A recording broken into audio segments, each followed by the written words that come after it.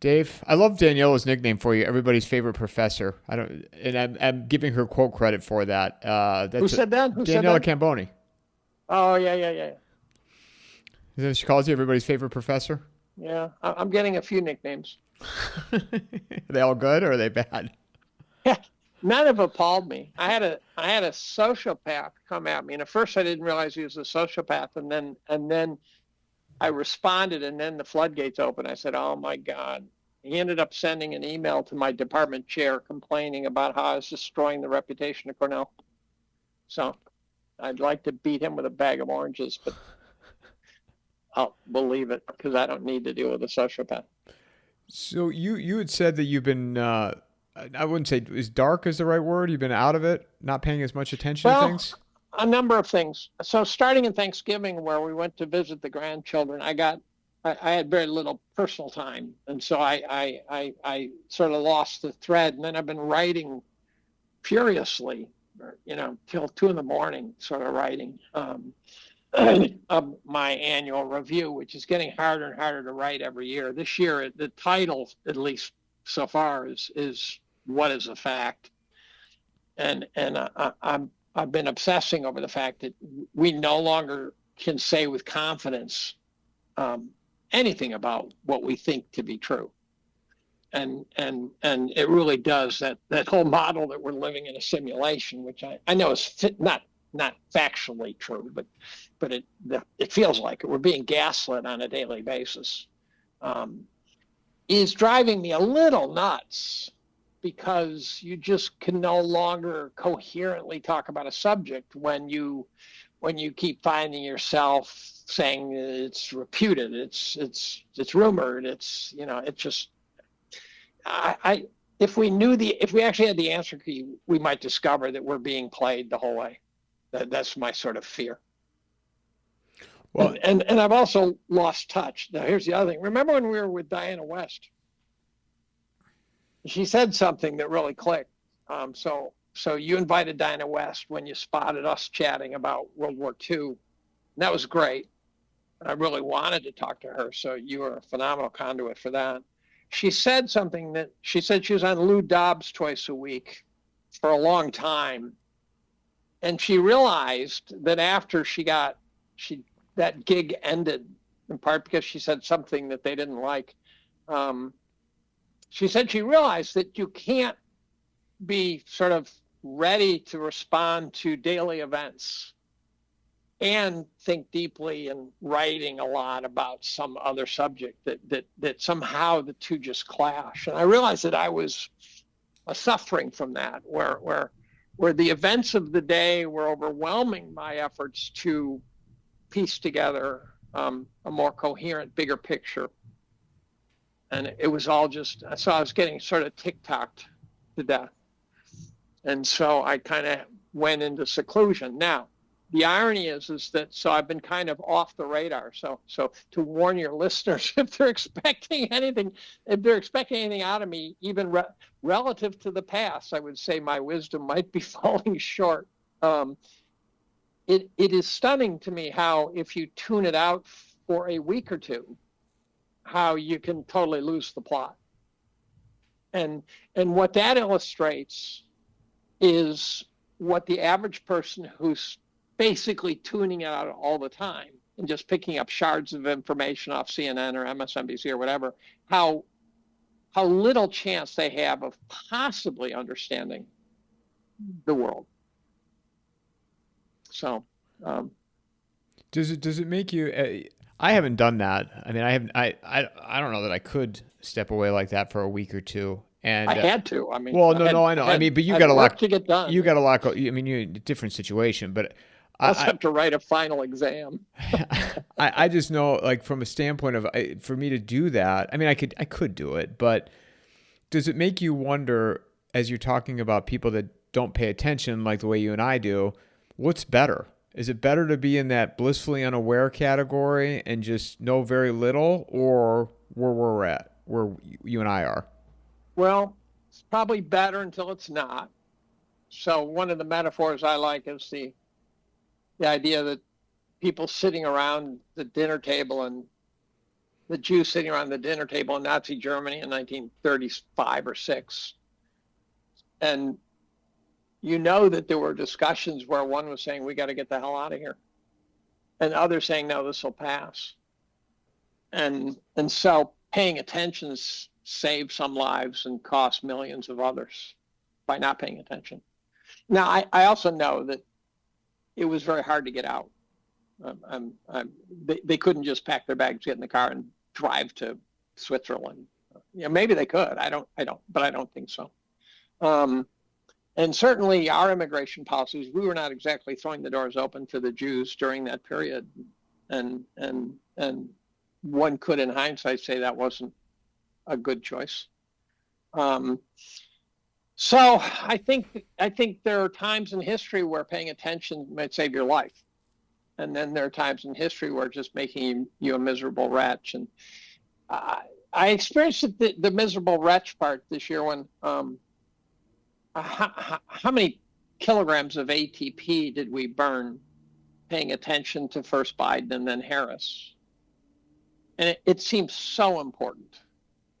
And then all of a sudden, November 5th, poof, it's all gone.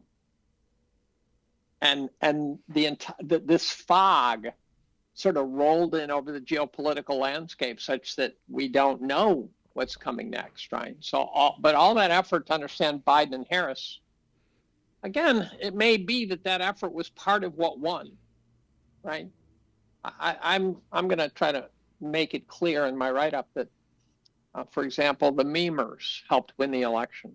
I think that people don't understand how important it is. You know, the guy Brendan Dilley and Cat Turd and these guys, that during the election year, during the Trump administration even, or the since Trump administration, there were for the MAGA team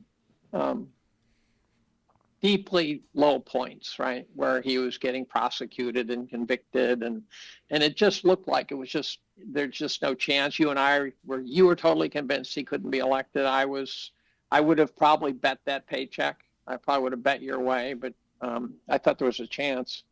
We were mentally prepared for it. Remember, Dave? We both had said. Right, we were. Yeah, we were both mentally prepared. And we said that on here. Right. Yeah, we're on record. We're on record. Well, and interrupting you for a second, and I probably should quit repeating myself, but I looked at what they did to get rid of him in 2020, what they put him through. I didn't believe in 2020. I didn't believe in 22. I'm still skeptical of the whole thing of 24. But why, if you're a betting man, why wouldn't you have bet on her to be installed? Right, and one of the things, it's possible, it strikes me as possible, if not probable, that there was a composite of events that occurred. One is that Trump, being the big deal maker, might have made himself minimally acceptable to the deep state, right? And the second is that the too big to rig theory might have kicked in, because he really kicked her ass. And it's possible they just said, look, this is why you have the punt, right? It's 4th down, 15 to go. We're going to punt. And we'll deal with him later, right? I could imagine that being critical. But back to the memers, at the low points, which were very low for those of us who saw Biden and Harris representing colossal fuck-ups of the system. Right. If you wanted to vote for someone because you didn't like Trump, I get it, but you were voting for a couple of real sociopaths, or what I refer to as Trojan horse. and the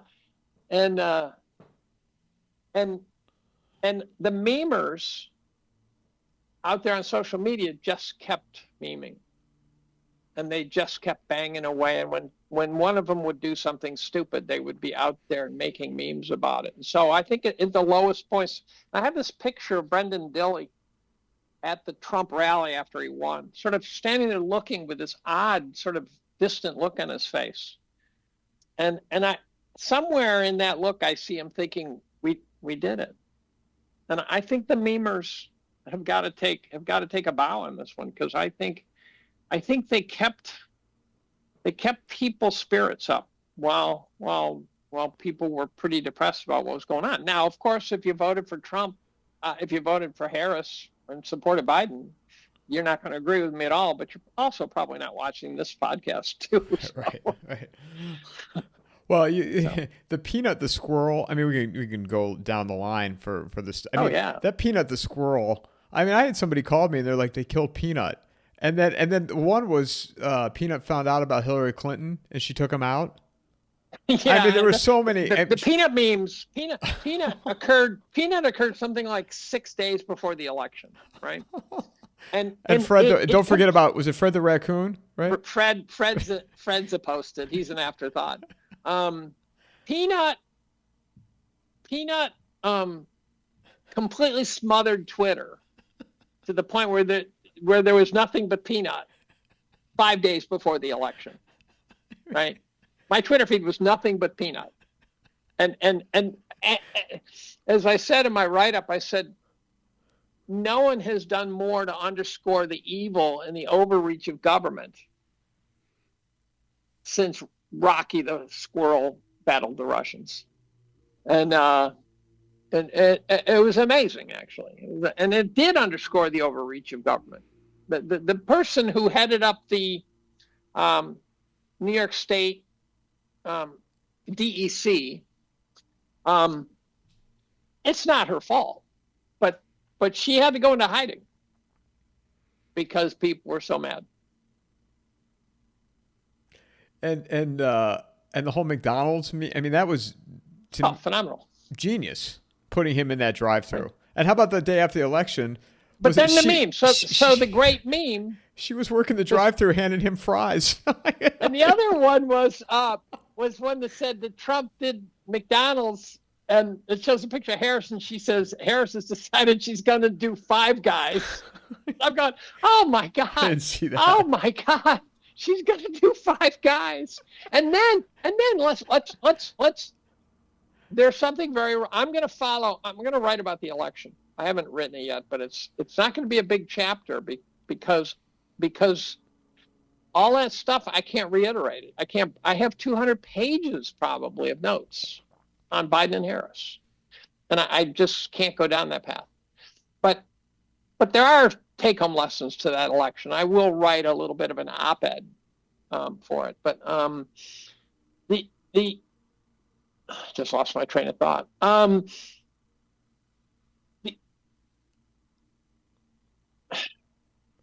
Forget it. Biden Harris. Yeah, no, I know. I just can't. McDonald's. McDonald's. No, never mind. I'm staying up till 2 a.m. writing, so I'm burning the night oil hard. How is it? How close is it to being completed? Well, most critically, it's a 3-part write-up. For those who aren't unaware of it, at the end of every year, I summarize the year. And one started as at a chat board where I would just write a couple of paragraphs about the end of the year. And then one point in 2009, I said, let's do a serious job. Let's do a serious job. And so I wrote it, and I called it 30 Years of Investing from the Cheap Seats. It was my 30th year as an adult. And it took off. And then but it was probably, I don't know, by 8 pages, 10 pages, something. It has now grown to, in its largest form, 300 pages. Now, writing 300 pages summarizing the year, which you can't do until the end of the year, becomes this sort of monumental task. And I fear that the writing suffers from the size. So I think when they were 50 pages, I could write it better. And I don't know if the 300 pages, but what it does for me is it prevents the memory hole from swallowing the year. And so if you think back, if I say what happened in 1998, you've got these little tiny shards of information. And when I write this thing, I sort of have between 500 and 700 pages of notes typically. This year I had fewer notes, but in part because I kind of knew what not to bother with, because every year you end up with a bunch of crap like that you don't use. But it includes memes. It includes files of graphics of memes and funny anecdotes and plots of NVIDIA pricing and things like that. So it covers every imaginable subject that I care about, which is every imaginable subject. And the purpose it serves for me is that I pull together the year. So if, for example, someone comes up with a particularly clever way to insult someone, I'll use it. And so it's a way of preventing the year from shooting down the memory hole, never to be brought up again. So it's kind of a diary for me. And by going through the notes, pulling them together, organizing them into categories, it brings order out of chaos. And so it's a personal thing for me, but it's getting so hard that every year I say, I don't know if I can do it again. I think about maybe I should go to a Substack model or something. I don't know. How many parts do you anticipate this to be? Well, the 3 parts. First part tends to be the most timely. That's where I'll put the stuff that has to do with this year, especially the stuff in which there's introductory crap in which I just spew bizarre shit. But the stuff in which by January, February, you won't care about, right? So it could be performance of the markets, inflation in its current form, that sort of thing. Although I do talk about why inflation is doing what it's doing and try to bring fresh ideas to various economic things and market things that I don't think are being told correctly. And so I think some of it is timeless, if I'm right. And it's timeless if I'm wrong too, but then the second part is geopolitical and tends to be a little less timeless. So that's where I might, I don't know where the Trump shootings are going to be. They'll probably be in the second part. It's still timed. I mean, there's still a timelessness.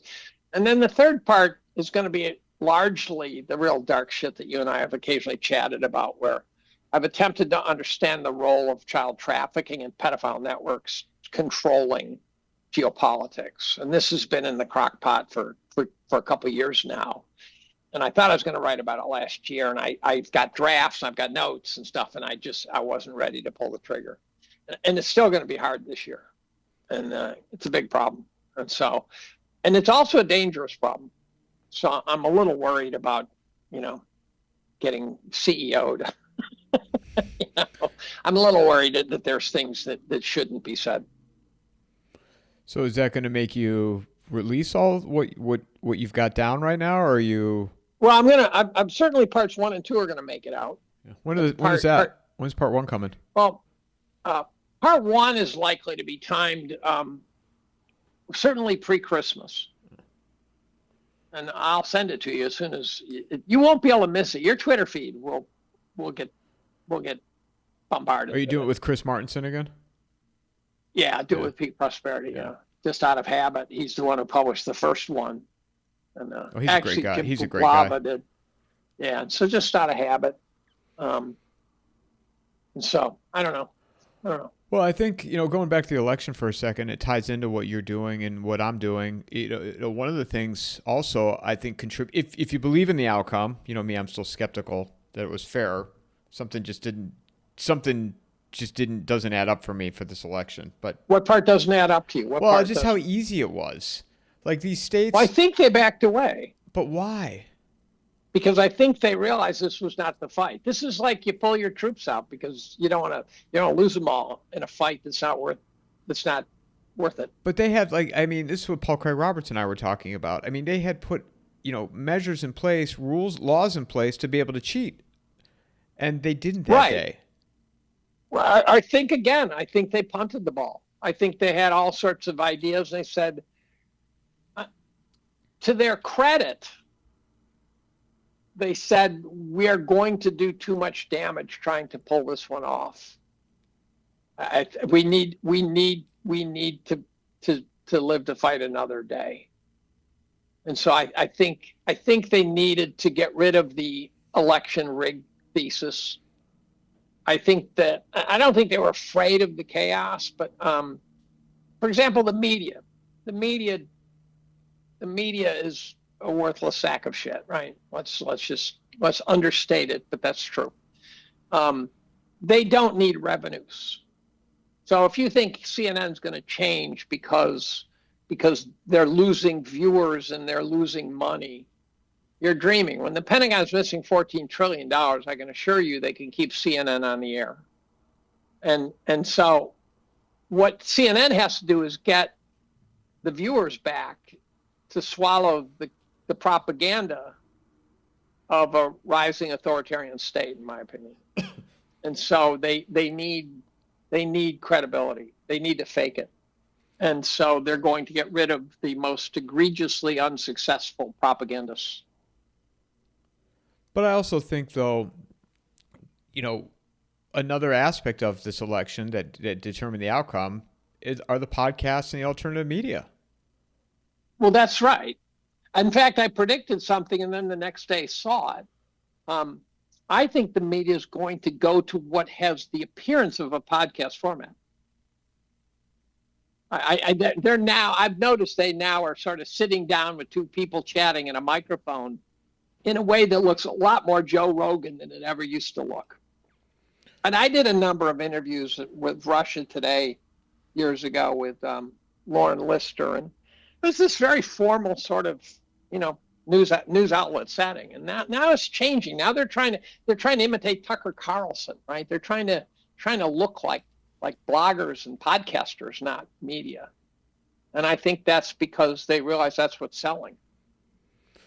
Well, also too, it's the alternative media was able to get out information not faster, but more effective. It was more effective messaging, more trustworthy, and much more trustworthy. Much more trustworthy. But also, I think you have a breakdown here with generations where you have people 60s and above, not everybody, but 60s and above, that boomer generation that are still cable. They still have cable. Right. Which I still have cable, so people are probably going to come at me for that. But I watch it for the movies, too. Dave. I watch it for the movies. Well, I watch it. I will occasionally turn on Fox News. I watch Cheryl Atkinson on Sunday morning, and she's done several shows that my wife watched intently because I had been telling her about that plot, and all of a sudden she's going, "Holy shit, there it is!" So Cheryl, I think is phenomenal. I'm connected up with her on Twitter, although I haven't yet exploited that connection. I've had her on here in the past. I think she's great. We have mutual interest in Taekwondo for me years ago. She's still doing it.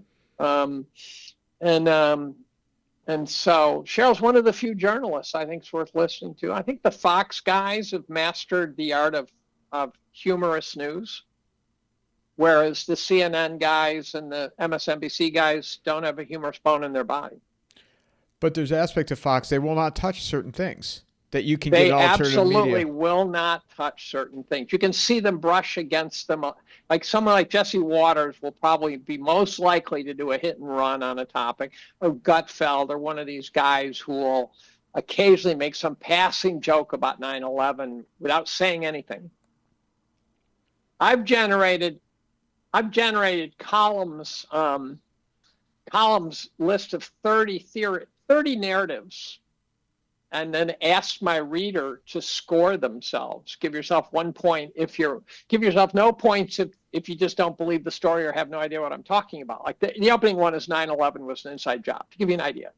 So you give yourself 0 if you don't believe it or you don't know what I'm talking about. You give yourself 1 if you're going, I'm a little uneasy with the possibility that that's true.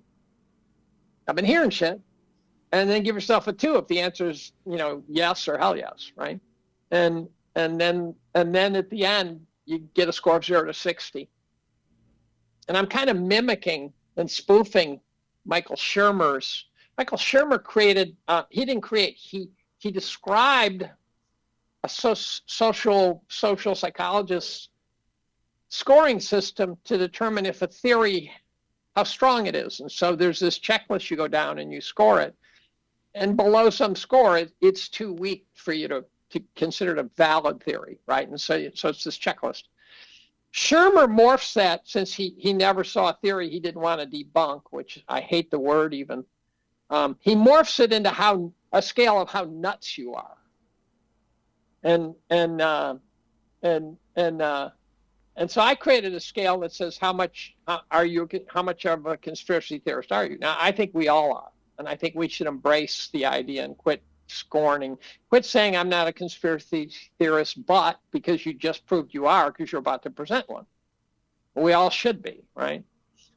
We should just be trying to figure out where the conspiracies are and what they're up to, what those bastards are doing. And a score of 0 to 60. And if you score 0, you're an unstable personality, because one of the answers was statements was Peanut, the love child of Nancy Pelosi and what's his face? Who's the guy who wants to bomb everybody? Lindsey Graham is Peanut the squirrel, right? So if you think that's true, you have a problem. And then I give various categories of, in this range, you're still nuts, but you're probably not dangerous to yourself or to others, that sort of thing. And then I get to the bottom. I said, if you scored below this, you have to start paying more attention, because you're really missing the plot here. And I scored a 40 out of 60. And I actually searched for top conspiracy theories to make sure I hit them all too. So I had my own. And then I said, go to AI, search top conspiracy theories, make sure you don't miss one of the big ones. And you wonder too, though, with the mainstream media now, if it's just that's the end of a dying breed. Again, coming back to the generations of people that still watch it, and then now the younger. I mean, look at Rogan's last week leading up to the election. He had Trump. Oh yeah. JD Vance and Elon Musk. He owns it. And Elon Musk. Those three in that last week. And he could have had Harris if he didn't scare the shit out of her. She didn't want to do it. She would have gone. I know. She would have been on there in a heartbeat if she wasn't. So one of the theories I'm chasing down, and I'm going to write about, because it is assembled in a way that was a little unexpected. I watched Candace Owens talking about the lineage of Harris, and I thought she was going down the she's not black rabbit hole, which is to me unproductive, because although her claiming she's black, politicians lie. That's not one of the bigger ones, right? She is a woman of color, and therefore, who cares, right? But then it started to take a funny turn where she said, saying this picture of her with her uncle, that's not her uncle. This picture of her with her aunt, that's not her aunt. And then she finally did a podcast with Jones, and he said, well, that sounds like MK Ultra. She says, exactly. Then I'm on a podcast with Jim Kunstler, and was that you? Where he mentioned Elizabeth Nixon? Yeah.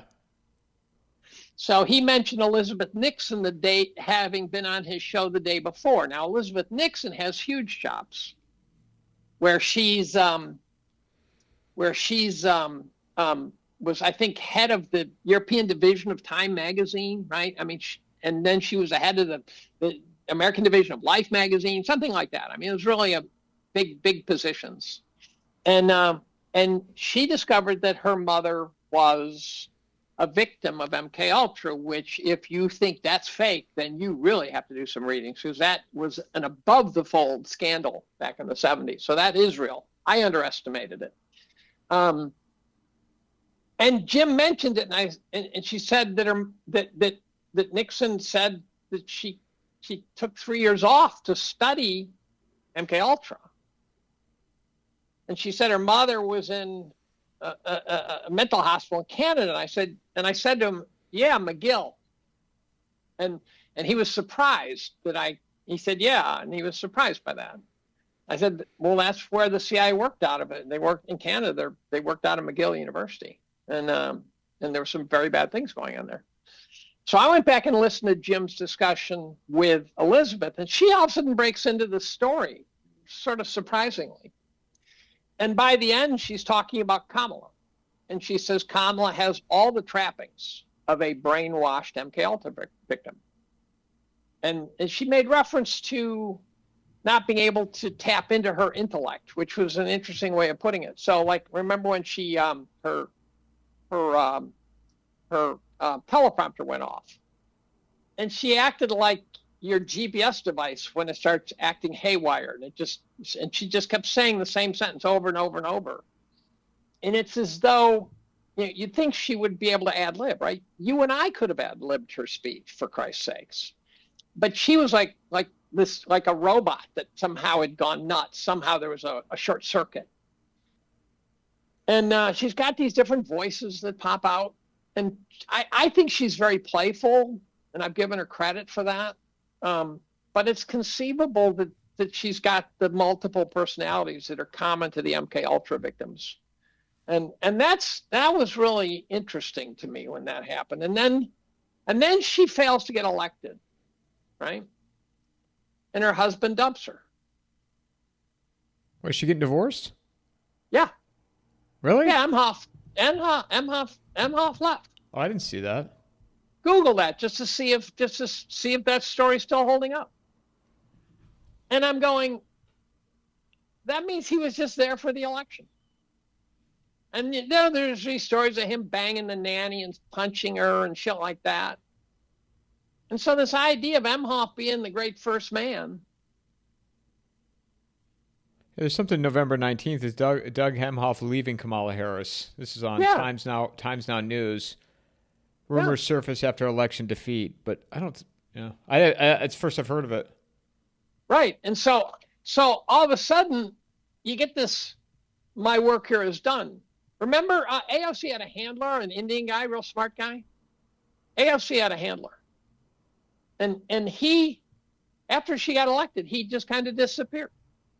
And when I wrote about that, I said he just went off to handle somebody else, apparently. Right? He was her brain trust. Well, sort of the James Carville type, right? But the Emhoff thing is funny because they did a phenomenal job of him looking like they were just, Skittles, rainbows, and sunshine and ponies. And then as soon as she became worthless, he left. Just boom, gone. Poof. She could have never handled going on Rogan though, and it makes me wonder. Oh, he would have crushed her. She couldn't, because he had said that they offered him 45 minutes, and he would have had to travel to her. But he insisted on it being in a studio in Austin and having a long format. Sean Ryan extended an invitation to her too. But it makes you wonder: did they both would have crushed? Sean would have crushed her too. Did the Democratic campaign though, or the people that were controlling this, were they just a step behind and didn't understand the power of the alternate media?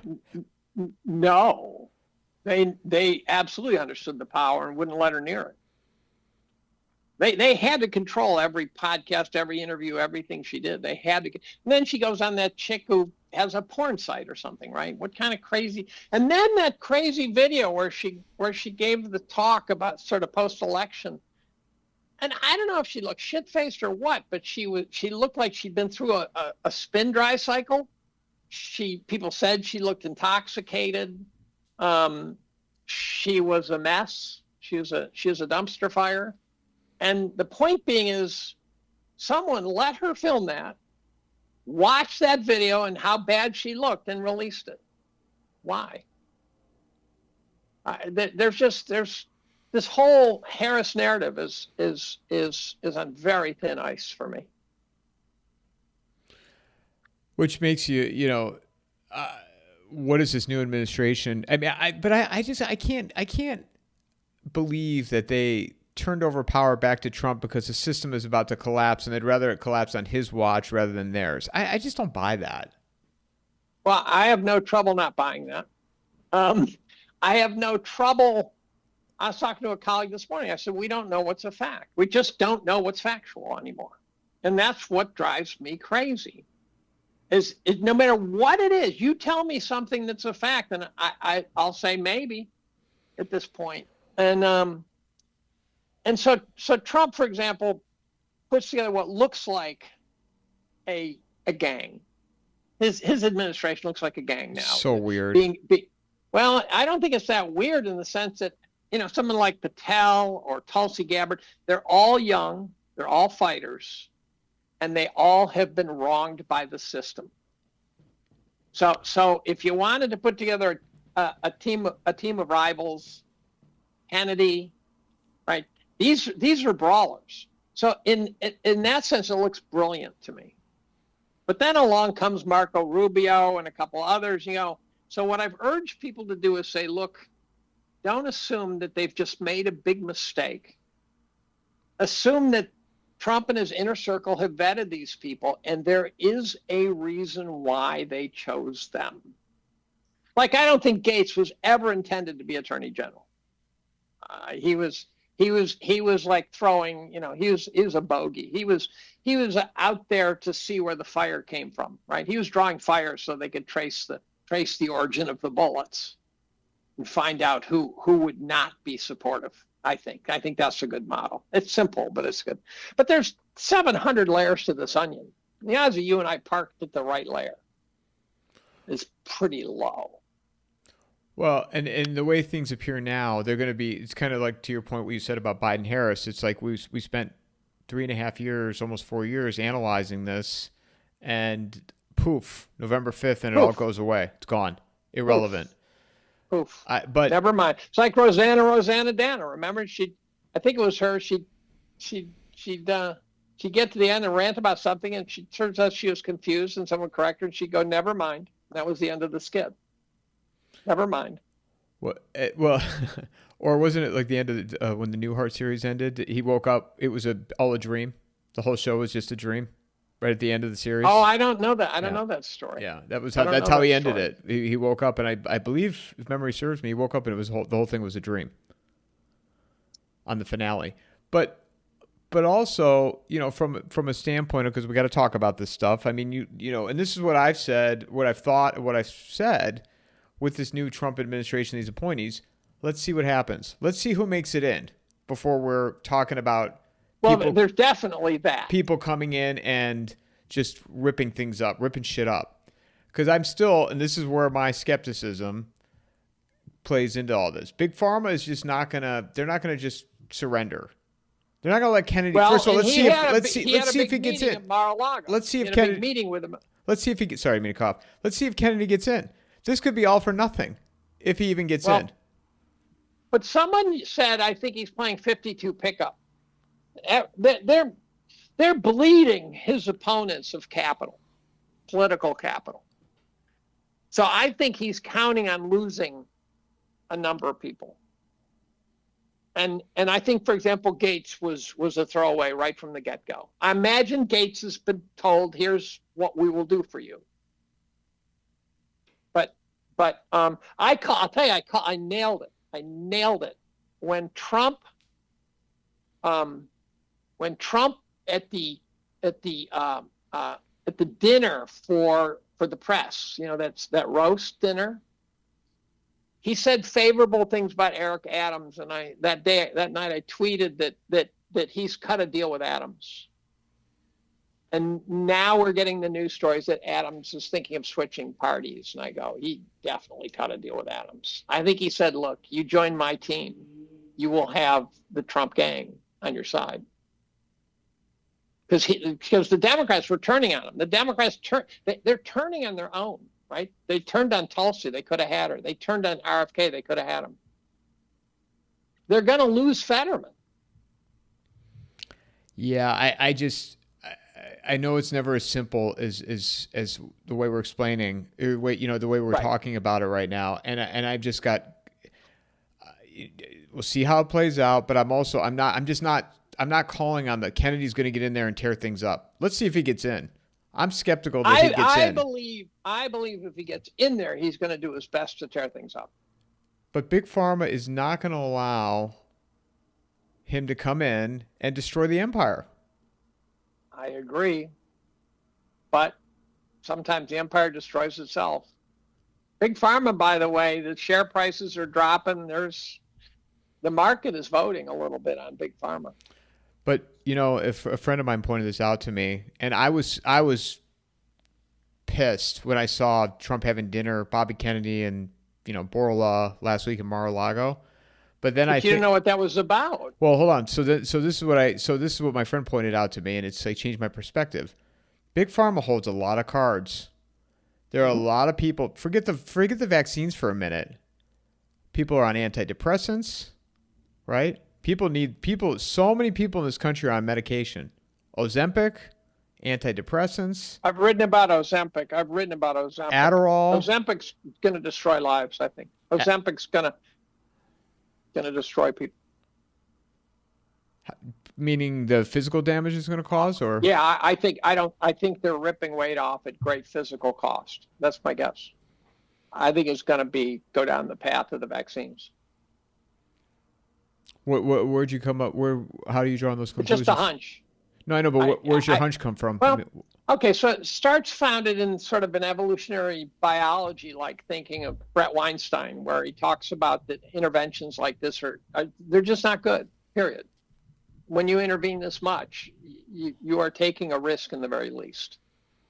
And so the interventions of the cell phone, the interventions of, the various medications that people take that have side effects, various side effects. I believe that have you ever seen anything called Ozempic eyes? Have you seen Ozempic eyes? No. It turns out Ozempic has some side effects that have to do with muscle loss and things like that. There's various depression, suicide ideation, things like that. But you look at someone on Ozempic, and if they've really lost a ton of weight, they've got what I call the POW look. And I don't think you could go into a person's system, invade it so much that you literally can sort of counter that sort of level of force that getting fat represents without risking it. Either it's destroying the biome. I really don't have a good detailed understanding of it. It's just a hunch. I reached out to Brett and said, here's my prediction. I bet you agree with Ozempic will turn out to be exceedingly dangerous and that they'll have to pull it. And he says, well, I agree about the danger, but I don't think they're going to pull it. And I go, yeah, good point you make there, Brett. No, they're trying to expand coverage. They're trying to expand insurance coverage for it to include it. There's some fucking guy's trying to sell me mutual funds. Fucking A. I don't want to turn the phone off because my wife has to call me and she can sometimes have health problems. And yeah, sure they are. And you're on it for life, and it's $1,400 a month if you don't have insurance. And one of the directions we're heading with Pharma, which is illustrated by vaccines. So, for example, the shingles vaccine is now free. Well, nothing's free. We're paying for the fucking thing, right? You and me, we're paying for the fucking thing. And by the way, that's sort of further evidence that Pharma is working towards government-centered purchasing of their drugs. So if the shingles vaccine is free, it means government's paying for it, which means government's deciding what you get vaccinated with. And it will cost us a lot because they'll pay the shingles vaccine maker a ton because the shingles vaccine maker has lobbyists. And so we will not be able to afford healthcare at all if it becomes free. It will break the bank if it becomes free. And so I think that's a new business model. I think you're going to find more and more drugs are free, which, by the way, means that, for example, things like ivermectin won't be made available, but Paxlovid will be made available, that sort of thing. And so it will be, again, a sort of a top-down, centralized planning, authoritarianism in the healthcare industry. So I think that's how they're going to do it. And I read somewhere that 75%, I think it might have been John Abramson's book, Sickening, where something like 75% of the drugs don't do anything. Pharma's fine with that. They don't care if it doesn't do anything. Sudafed. Cheryl Atkinson did a show on Sudafed the other day, a week ago, where she pointed out that Sudafed uses pseudoephedrine. We actually use pseudoephedrine in my lab for a different purpose, but and then it was clear that the meth heads were using it to make meth. And so it first had to move behind the pharmacist's counter. And then they had all these drugs on the grocer shelf that no longer can use Sudafed. And so they use something called phenylephrine, which I haven't looked up the structure of, but I don't know if it's closely related or not. But it is said, according to guys who have dug into the clinical trial data, that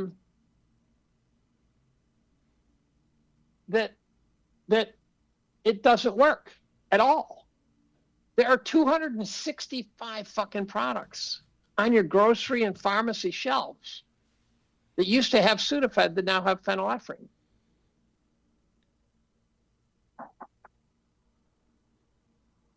Oh. Is it desperate? I got it. No, fuck it. Well, so now they're using the government then as basically the broker, right? They can push through whatever they want to push through the government. Oh, I just Googled it to see what phenylephrine, and now the FDA is proposing getting rid of phenylephrine. I just Googled it. So Cheryl Atkinson did this show. So there's 265 products on your pharmacist shelf, and over the counter, that did not work. That have not worked ever since they took out the Sudafed. So you used to take Sudafed and it cleared up your congestion.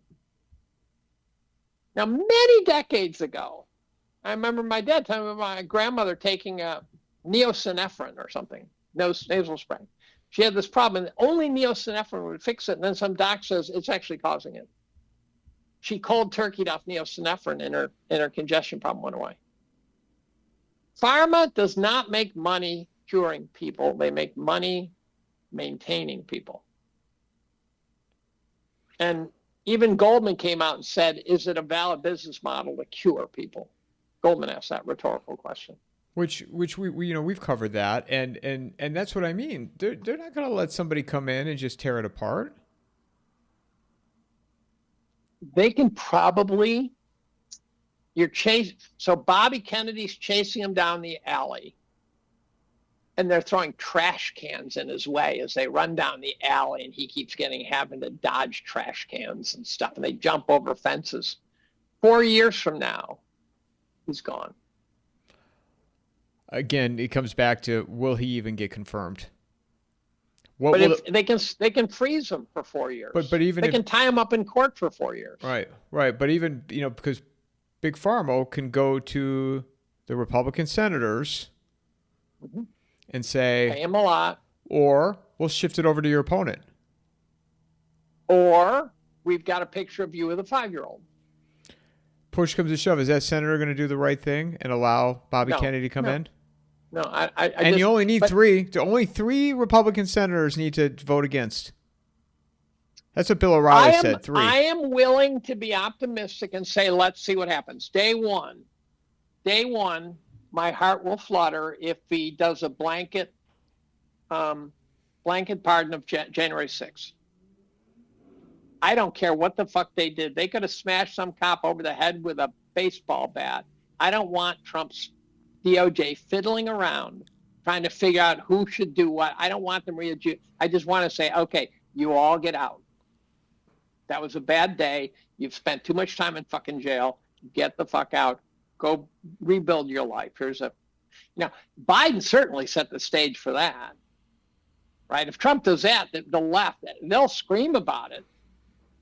But Biden pardoning his son is not shocking. To not pardon his son is shocking. What is shocking is how much the left hung their credibility on the idea that he wouldn't pardon them. And they had to know he would. Would you, if you were married and your spouse had the power to pardon your son and he didn't, your life would be in danger. Your wife would kill you. So we knew he was going to pardon. And the left-wing media had to know he was going to pardon him, and they still said the shit. So they can eat shit and die for all I care. They have a constitutionally granted sort of protection, and they're squandering it. So I want the mainstream media to die. You hearing a little anger in here today? I want the mainstream media to die. Not literally, but figuratively. I want to see Joe and Mika shoving fries through the drive-through window. And they're going to be. You don't think they'll pivot? CNN, MSNBC? Not with them. They got to get rid of them. They're too damaged. So someone described how you deal with a company who has bad management. It was a really clever thought. I don't even remember what was the context of, but it said, so you've got this major, your main manager's centered in Chicago. You set up an annex in another city, you start staffing it. Once it's up to full staff, you vaporize the Chicago group. So you build a parallel management team, and then you wipe out the existing management team. That's what they got to do at CNN. That's what they got to do at MSNBC. Because they can't afford not to have viewers, because what the fuck is propaganda do if there are no viewers? What about Rachel Maddow? Gone. MSNBC supposedly is being jettisoned without financial support. So they're being jettisoned as, okay, we're going to spin you off. But by the way, we're spinning you off without any money. They're putting them on an ice floe, is what I heard. And so it'll just go away. It's like spinning off, like Pfizer has a vaccine division. All of a sudden they go, oh, now we're in trouble. Spin it off as a standalone company. Give it no resources. It just dies. It'll just starve itself out. Yeah, you starve it. Yeah. Why give resources that you could keep for yourself when you know they're going to die? Then you assume The View will fall into that category too? Oh, they bring too much joy to my life. That guy, who's that guy who spoofs them? That he looks Arabic or something to me a little bit. The guy who inserts himself digitally into The View and asks some funny questions. No. You know who I'm talking about? Oh, but this shows you the Venn diagram overlap of Twitter is not perfect. So this guy, he places himself in The View, and The View will be talking about something, and all of a sudden it'll go to him, and it looks like he's there. When I first saw him, I thought he was there. I thought he shocked him. But he inserts himself, and then he says, well, Joy, and then he says something, and he talks about what a piece of shit she is and how her other buddy, and then they show he shows various facial expressions of people on The View looking stupid. It's a video meme guy, and he's funny. I've got a list on Twitter of what I call entertainment. So at the end of the day, when I got nothing left in the tank, I go to my entertainment list and I just look for funny shit. And it can be French bulldog videos, it can be nature videos, it can be all sorts of shit. Oh, what am I doing? But it's so I think my lists are public if anyone wants to see what I look at. And this guy, but he might become irrelevant.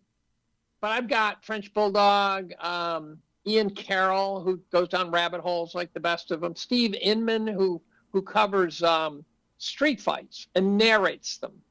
So they're funny as shit. So they go, oh, and this guy's got an attitude adjustment. And then he talks about the wireless hole puncher, things like that. His narrations are the best part. And then who the fuck is this guy? I've got, various crazy clips and Fight Mate and Brendan Dilley and Died Suddenly. And where the hell is that guy? I don't know, Clown World. And these are just video feeds that are just nonstop funnier than shit stuff or offbeat stuff that requires no intellect to watch. So I don't know. I'm optimistic. I understand it's not going to work out the way one would hope. What do you think we're going to end the war in Ukraine? Assuming Trump gets in there, he could get capped. I get that, but let's say I'm not going down that rabbit hole anymore. I mean, I expect him to get inaugurated. Although I've been wrong about everything else, so God only knows what will happen between now and then. You're a contraindicator right there. Okay, I'm betting on assassination 3.0. I don't even think the second one was an attempted assassination. I think that was totally a hoax. Do I think that he's going to end? I don't think he's going to be able to go in there. Are they going to get to the negotiating table and divide up pieces of Ukraine and end the war? Are they going to stop killing people or not? Putin is Drazen and I were talking about this yesterday, and it's made me totally rethink this. You talk to somebody like I talk to you, and you say something, I'm like, oh, Have not heard it from this perspective. And I'll paraphrase it here, but he shared with me how Putin, because we were talking about Syria, because now Russia, although they haven't said this yet, but it appears that they're going to probably leave their bases in Syria, chalk it up as a loss. Turkey now has control.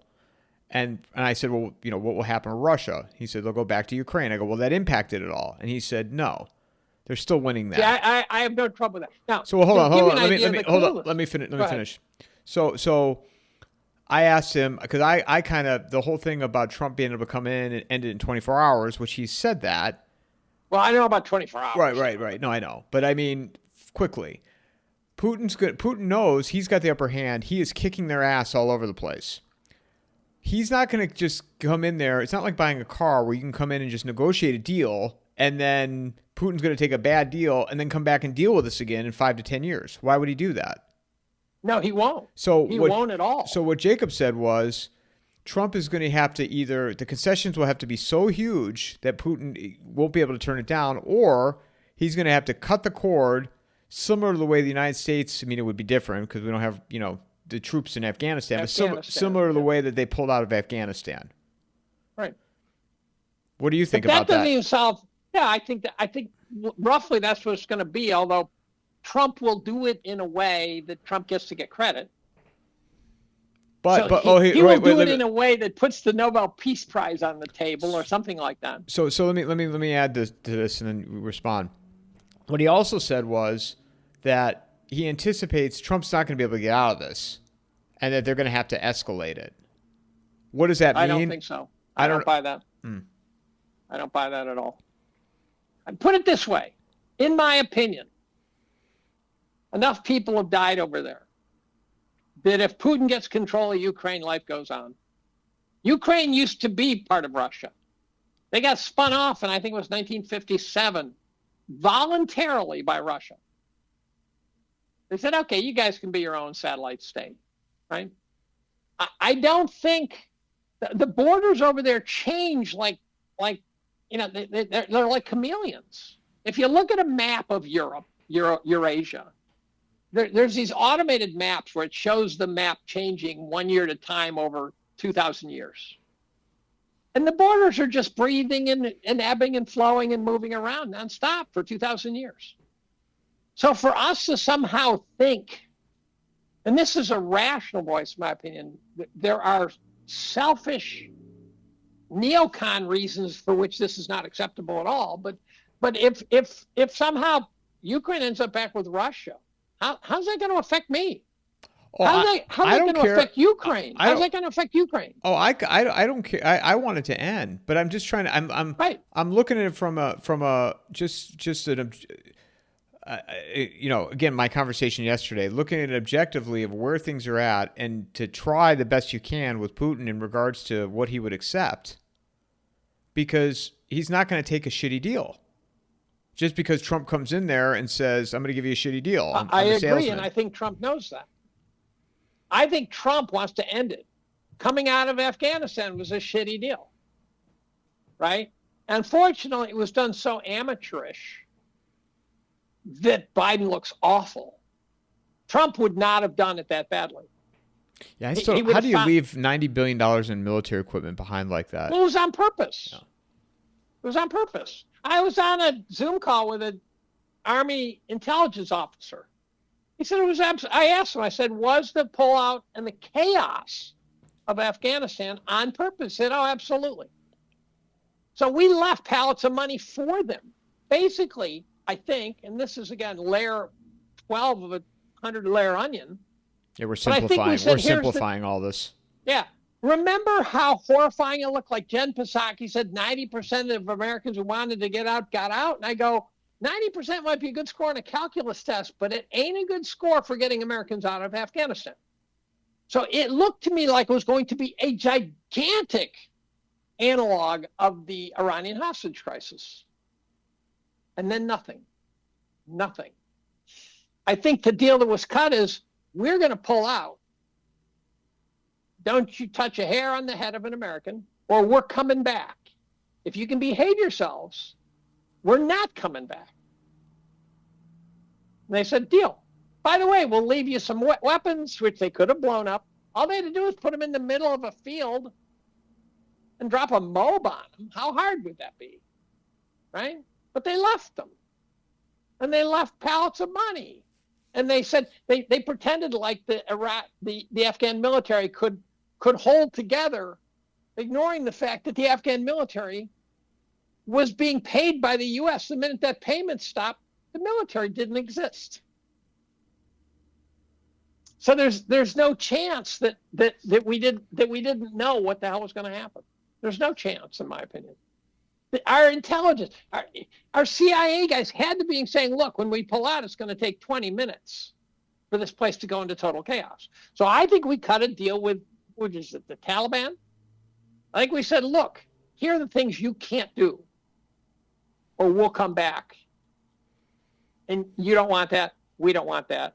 And the Taliban said, deal. And I think they'll do the same with Putin. The question whether or not will he accept it. I mean, this whole thing. We'll give him whatever he needs. Yeah. What if Putin takes Ukraine? Trump says, "Oh, we've got a peace deal." Putin will take Ukraine in a way that doesn't look like Putin taking Ukraine, right? Like us taking California, which is a worse deal than taking Ukraine. No, it'll be a deal that won't look awful.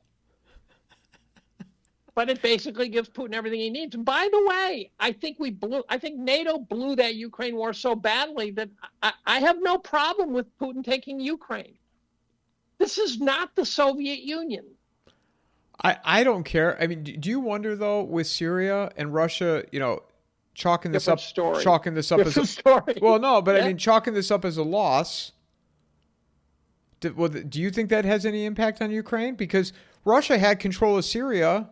And all of a sudden now Turkey is running it. Turkey's the one funding all this. Whose loss is it? Who gets credit for the loss? Not Trump. What do you mean, Syria? No, Ukraine. Let's stay on Ukraine for a second. Who's going to get credit for the loss? And we're back after a brief pause. Somebody pounding on your door. Absolutely. Want to make sure it wasn't the feds coming to take you away and put you in the gulag. They don't pound on the door. They smash it in. So I think the deal is that Putin should get what he wants, in my opinion. And I where would you rather live, Russia or Ukraine? Russia. And therefore, tell me how this is a big loss. Except unless you're a neocon. Right. I'm just trying to think in terms of what he will accept or what he won't. But he'll accept it. He'll tell us what he wants. We'll give it to him. And then we will declare that victory. My question is, though, have they been weakened with Syria? I don't see the Syria thing is a great example of how if you take your eye off the ball for a week and a half, you've lost the plot. I have no idea. I did not know Assad was even in danger until I read that he had been toppled. I go, how do you miss an entire coup? And why are we, I don't even know. Now you have to take over. I don't know why everyone's bombing Syria if Assad's gone. Who are we bombing in there? So over the weekend, I had two conversations, one with Matt Bracken, who people have asked to have you guys on here, which I'd happily do it. I'd like to meet Matt. And then he's expressed interest as well. I just have to coordinate it. But you're such a lazy fuck. Because they do coffee in a column and coffee in a Bracken. I don't know how we could do that. Like we have to come up with a universal name. But Matt was saying how this is the next front of World War III, and Turkey, and this is Drazen said this as well. Turkey saw the opportunity with the ceasefire in Lebanon with Hezbollah and Israel. This was as soon as that ceasefire was announced, Turkey decided to go in and they started bombing Assad.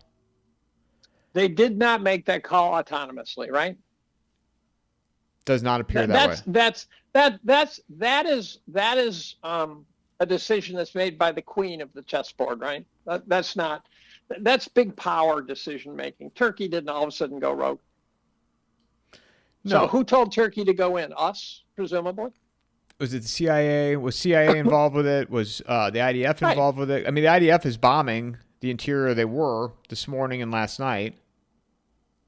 They were taking out parts of Damascus. And the Venn diagram of the CIA and the IDF is non-zero, right? What do you mean? So well, the overlap, right? Yeah. We're talking about the same blob.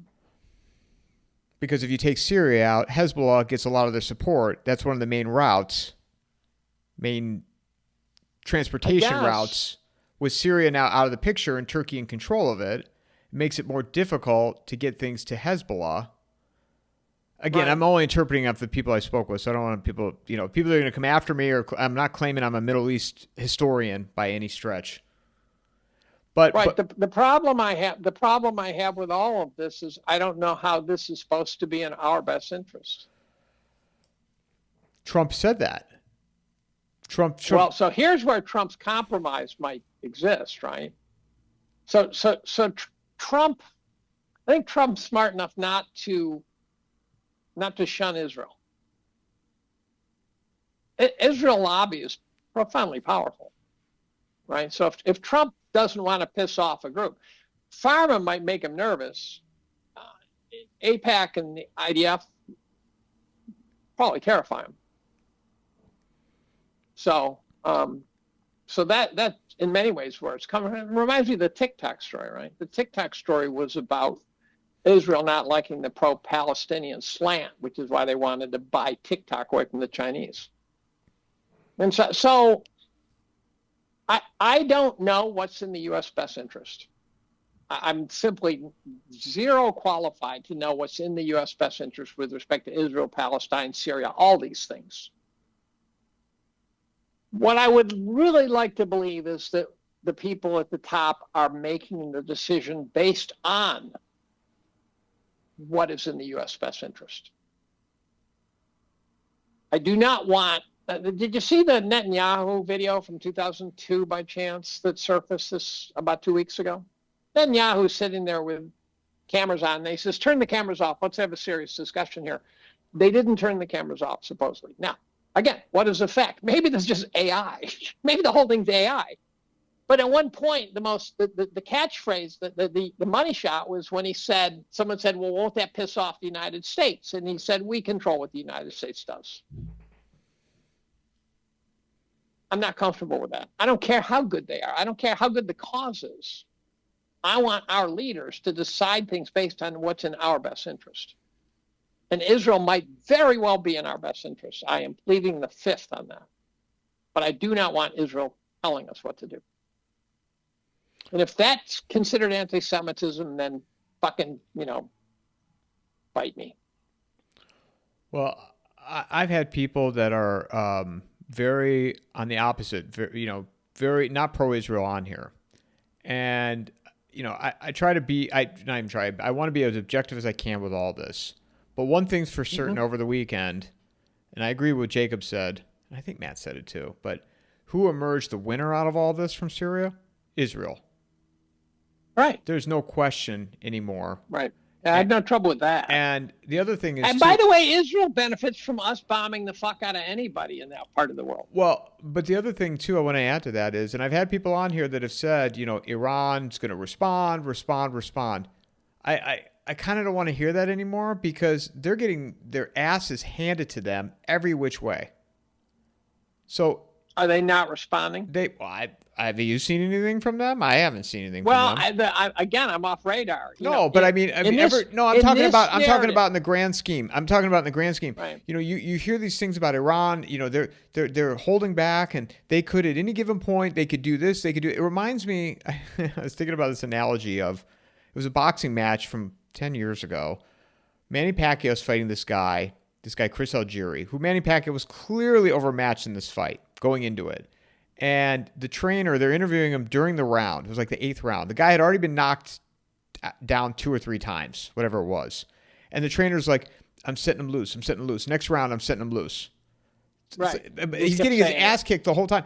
While he's interviewing him, the fighter goes down again.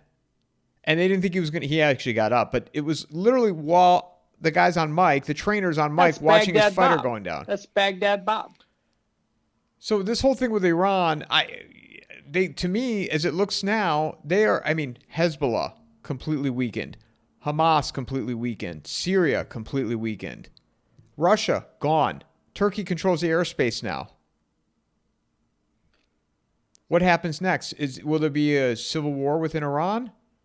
Do we know even those are facts? You never know, right? I mean, you never. Well, that is really the problem. Remember how much Putin was losing his marbles? Remember how much the Russians were getting slaughtered by the Ukrainians? Remember how much Putin was unpopular in Russia and he'd be toppled? That was just U.S. propaganda. Our propaganda machine coming out of the U.S. is bigger than Russia's GDP. So if anyone's listening to these sources and believing them, that there's bridges in Brooklyn to sell. When someone like McGregor comes on, I'm inclined to believe him. I don't know these other connections. A lot of this is just being squeegeed off the floor of the internet. And I just don't know.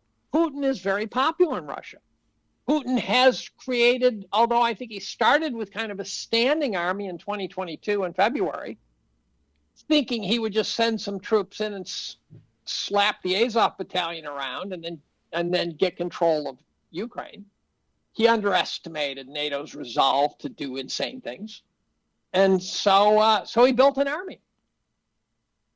Do you believe, for example, here's a question that I asked someone, and I don't know. Do you believe the claim, and I think it might even be on your podcast, that we didn't know that Russia had a Mach 11 supersonic weapon that could do what it did? Do you believe that to be true or not?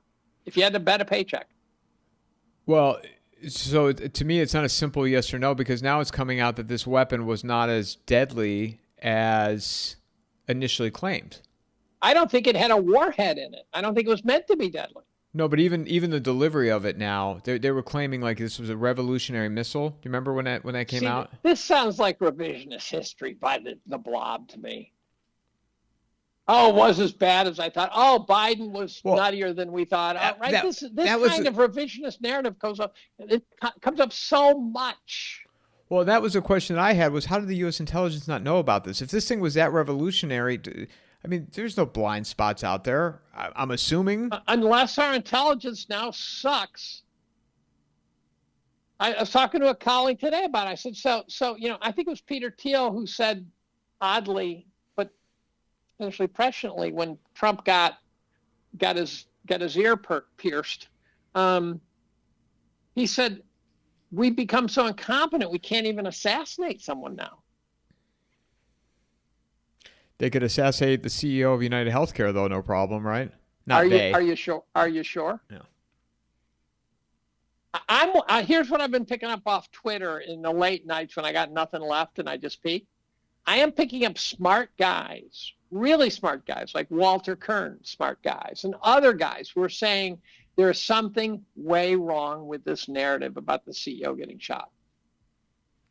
Walter Kern was saying this is a combination of statecraft and AI.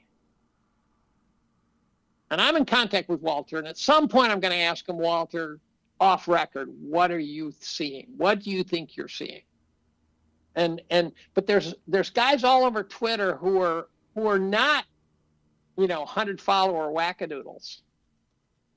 They're, 6-digit follower wackadoodles maybe, but who are seeing the CEO assassination as being a narrative that we're being fed in some way. Now that doesn't mean he's not dead,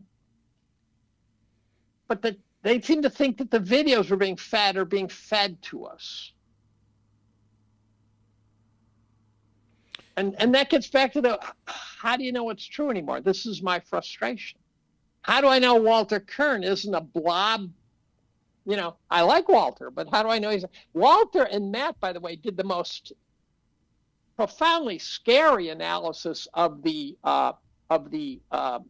ICBMs coming in from Russia to hit, the 6 six-piece thing that dropped in and illustrated to the world they could hit at will. You're talking about the Oresnik. You're talking about Russia's Oresnik missile. Yeah.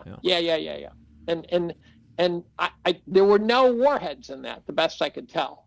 I think he delivered the missile saying, we can drop this thing right down your fucking chimney. So it is now time to back off, right? Now, the next question is, I've seen claims, and again, it might be on your podcast, that we don't even have such a missile on our drawing board. But here's the other thing to add to that. Jacob said this yesterday. When's the last time you've heard about Ukraine launching any ATACMS into Russia? I haven't heard about that in a while. No, nothing. In fact, I was going to write about Ukraine and say it's almost wrapped up. And now that then Trump won.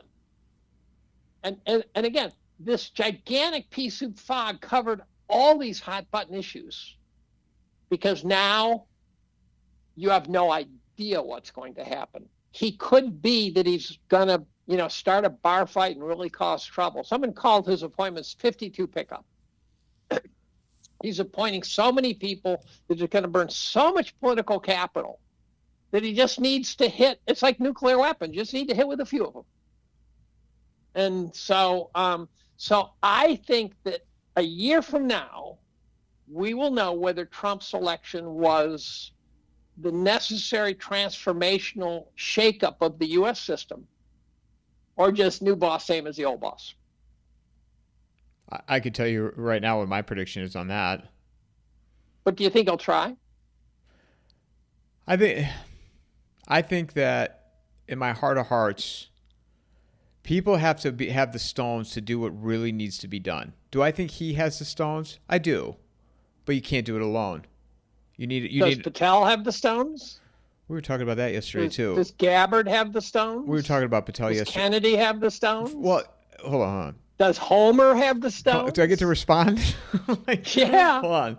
So one big rhetorical question. We were talking about Patel yesterday, and Jacob and I were talking. Jacob, this is a huge agency. How many employees are in the FBI? 35,000 more? 300,000? Oh. How many? Jobs. How many? I don't know, but it's big enough that one guy can't see them all. That's for sure. So, Cash's big thing is he wants to take out the department that, was spying on Trump. Right. That's his thing. Well, that's only 3.5% of the agency's employment. Yeah, but so one time I sat down with an FBI agent and we chatted, and he said that the rank and file of the FBI would like to see the high command go to prison. Almost 37,000. Right. But how many guys do you have to take out at the top and put in the right people? 35,000. Before the culture changes. I think there's guys in the FBI who want to be the good guys. Well, but a lot of them. But you also, here's the other thing with all this. Trump has a 4-year term, but he really only has 2 years here, because the midterms are coming back around in 2 years. And if he can deliver, I'm quoting my friend here, but if he can deliver 20% of what he promises, that will be a blessing. Right. But the same thing, with and I hope he gets confirmed. It appears that he will. I hope he gets confirmed, and I hope he can get in there and do what needs to be done. And maybe he will. But this is a large institution that's been around for many, many years. A lot of muscle memory. Are they going to allow him to come in and do that? I almost don't even want to talk about Kennedy, because I think it's all going to be a moot point. Let me ask you, when Elon bought Twitter, would you have believed he could buy it and then fire 90% of the employees? Yeah, but we're talking about government. We're talking about government, though. Totally different. No, I know, but you got the president backing you. And when Reagan fired the air traffic controllers, and he never hired them back, right? So there are moments where people can do transformational things. So I'm optimistic. It requires optimism, right? This is not a prediction. This is optimism. Okay, so let's remove the optimism. What do you think will occur? I think he'll win some. I think J6 guys will get out. He owes them more than anybody. They're in jail because of him. If he can't see that, then he's his person. I think Trump, I think we've been sold a bill of goods on Trump's idiosyncratic personality. I think he's much deeper and much more. He's more of a benign person than we've been sold. I think he can be an unbelievably brutal person to negotiate with and stuff like that. So as a developer in New York City, I think that people who had to deal with him probably hate him. But, and I read articles. I went back in the archives, read articles about what he was like to deal with, and he was a pain in the ass. But he also, they said he seems to get what he wants. And so I'm optimistic. I just think that he is going to win some of those. And I think he's got some losers in there, but I keep wondering, is there a reason why he's got losers? Are these chameleons who say, look, I can play for either team and I will sign off on your team? And, I read a ton about Putin. Putin was KGB. And when he started getting positions of power within the government, he resigned from the KGB. You go, well, that zebra's not going to change his stripes. But he kind of did. The evidence was that Putin said, look, I can't work for the KGB and in the position I have. Putin had a real loyalty thing, just like Trump. Putin believed in loyalty of people to him and loyalty to people for whom he worked. And I don't know if Trump has the latter, but he has the former. And so it's conceivable that Rubio signed off on something. He sat down with Rubio and had a hard talk and said, look, this is what I plan to do. And if you can't do it, if you start stabbing me in the back, your ass is getting sent down the Potomac fast. But if you can do this, by the way, someone pointed out that Rubio will be in a position that involves deportation, right? And he speaks not just fluent Spanish, but he speaks sort of rat-a-tat-tat rapid fire South American Spanish, which may be important, deporting people. That's another one of those things, though, where I think people's expectations are way, way, way too high for that. Well, I think deporting people is going to be almost impossible. It's not going to happen. I mean, I think with the gangs, I think the gangs that took over those apartment complexes, and I refer to it as the 1990 movie New Jack City, when Wesley Snipes was a drug overlord, and it was called The Carter. Do you remember that movie? Right. It wasn't very good, but he took over a apartment building and called The Carter. So I'm like, that will end. He will close down the border so you won't have this flow coming in here. But are you going to... That will help. Yeah. They're already here. Right. You're not going to go around and round up these people in all of these cities and get them out of here. It's just not... No. And what... It would take a 1 million person army. Not only that, but you're going to have senators in their districts, Congress people, that when they start putting this on the TV, these little kids being torn away from their parents or whatever, they're going to cave. I think you could round up the worst of the worst. Well, that's what I mean. The criminals that take over the apartment complexes and that kind of stuff. Right. And by the way, when you finally do catch a guy, shoot him. I don't know. Yeah, but they're not going to do that. Right. The other thing, I saw something a week ago or something talking about the ruthlessness of these guys. And they put the Russian mob to shame. These guys are so much more dangerous than any organized group that we've ever confronted. You talk about the cartels? Yeah. Oh. Yeah, they don't hesitate to torture and boil people and cut off their heads and cut off their limbs one at a time and things like that. And they're $1 billion industry, right? And that's, I heard they run the entire criminal syndicate of California. Well, the Mexican government can't keep up. I don't think they can take them on. Well, they can't because they get assassinated if they did. Right. So I mean, and that's where I tie Big Pharma into that. I mean, Big Pharma is a multi-billion-dollar industry. The cartel's a multi-billion-dollar industry. Do you think that they'll come in? The cartel's just going to willingly surrender? No, people will die on both sides. Oh, absolutely. On both sides. So shutting the border is at a very different level than booting people back. The deportation is, to me, I think you could go bananas trying to do that. So I think he will fail at deportation. And I consider Biden treasonous or whoever's making the call for opening the border. They should be put in front of a grand jury, tried at the highest standard of the law, and then if convicted, executed because of what they did. I think opening that southern border was an absolutely treasonous act. And they should follow the Rosenbergs into the gas chamber. And they probably won't. I've heard rumors that they're going to do some more blanket pardons. Do blanket pardons across the board. By pardoning the people you pardon, you're telling us who are the evil bastards, right? Let's at least find out. If he pardons Fauci, blanket pardons Fauci, then he's signing off on the idea that Fauci's a criminal, a mass murderer. I've seen that circulating around, and I don't believe it though. No, but the thing is with that, I don't believe it. I agree with you, but I don't think anyone's going to bring him to justice when the new administration comes in. No, that ship has sailed, no. And I don't want that ship to sail. But he's going to die in disgrace, and for a lot of people like that, that's about as bad a conviction as you can get. Guys who like power don't want to die in disgrace. He will die in disgrace. Right? Yeah, I don't see earthly justice for and that's where, when I hear people that were talking about that, saying, Trump administration, all these things, blah, blah, blah, people are going to be brought to justice, all this change is going to happen. And I'm like, again, I don't want to be the downer here, but let's just look objectively where things are and make our decisions based upon that. You can, by the way, throttle some of these problems.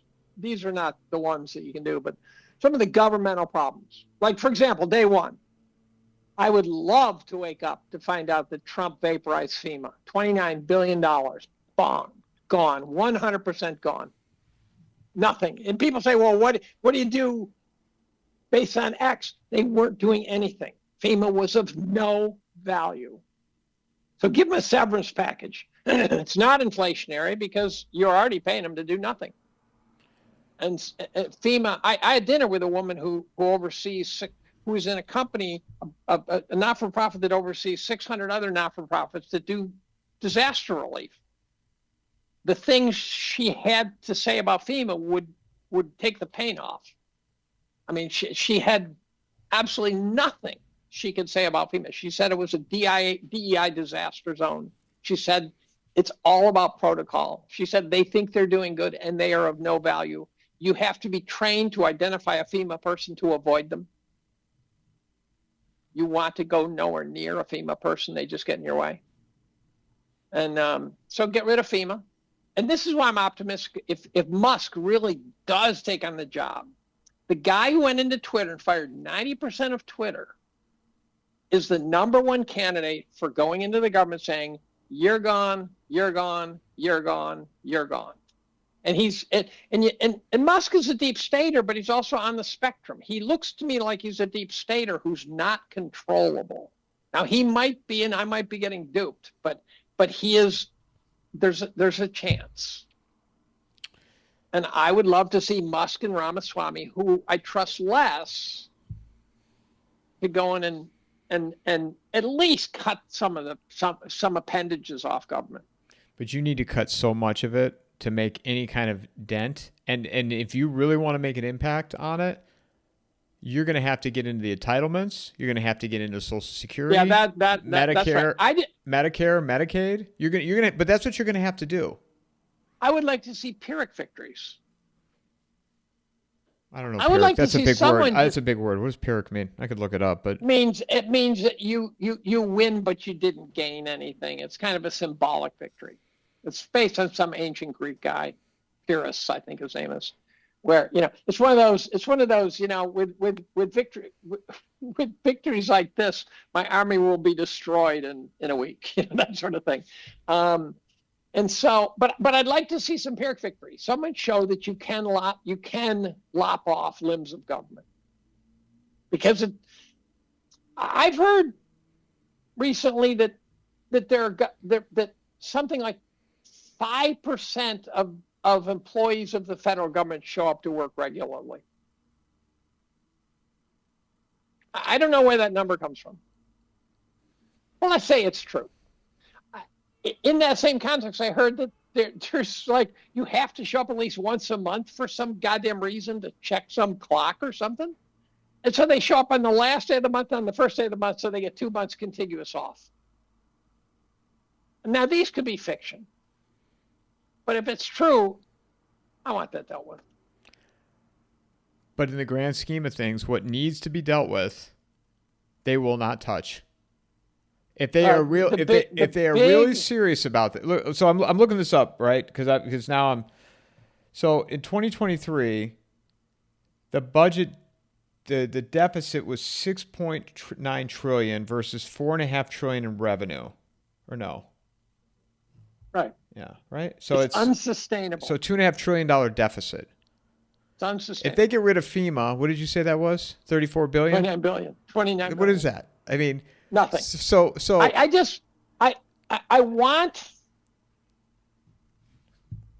I wanted to, Dave. Dave, I'm with you. I'm on Team Collum here. But I think it's possible that a victory could start some ball rolling. If people around the country see that you can achieve something, that it might be a start. If you can't, then it's over, because you can't accrue compounding debt at the rate we're accruing it without a total collapse of your currency and your government and your whatever. It's not sustainable. But can't they just, though, it's like, we always think it's not sustainable. And I used to think this way too, but then I sometimes wonder, I'm like, well, shit, man, after 2008, I never thought that would survive. And here we are going into 2025 and the ball inflation has appeared. But inflation was kept in check. But they seem to right now. I mean, it's not going up anymore. And I'm not saying this is a good thing, but it's like I think it is.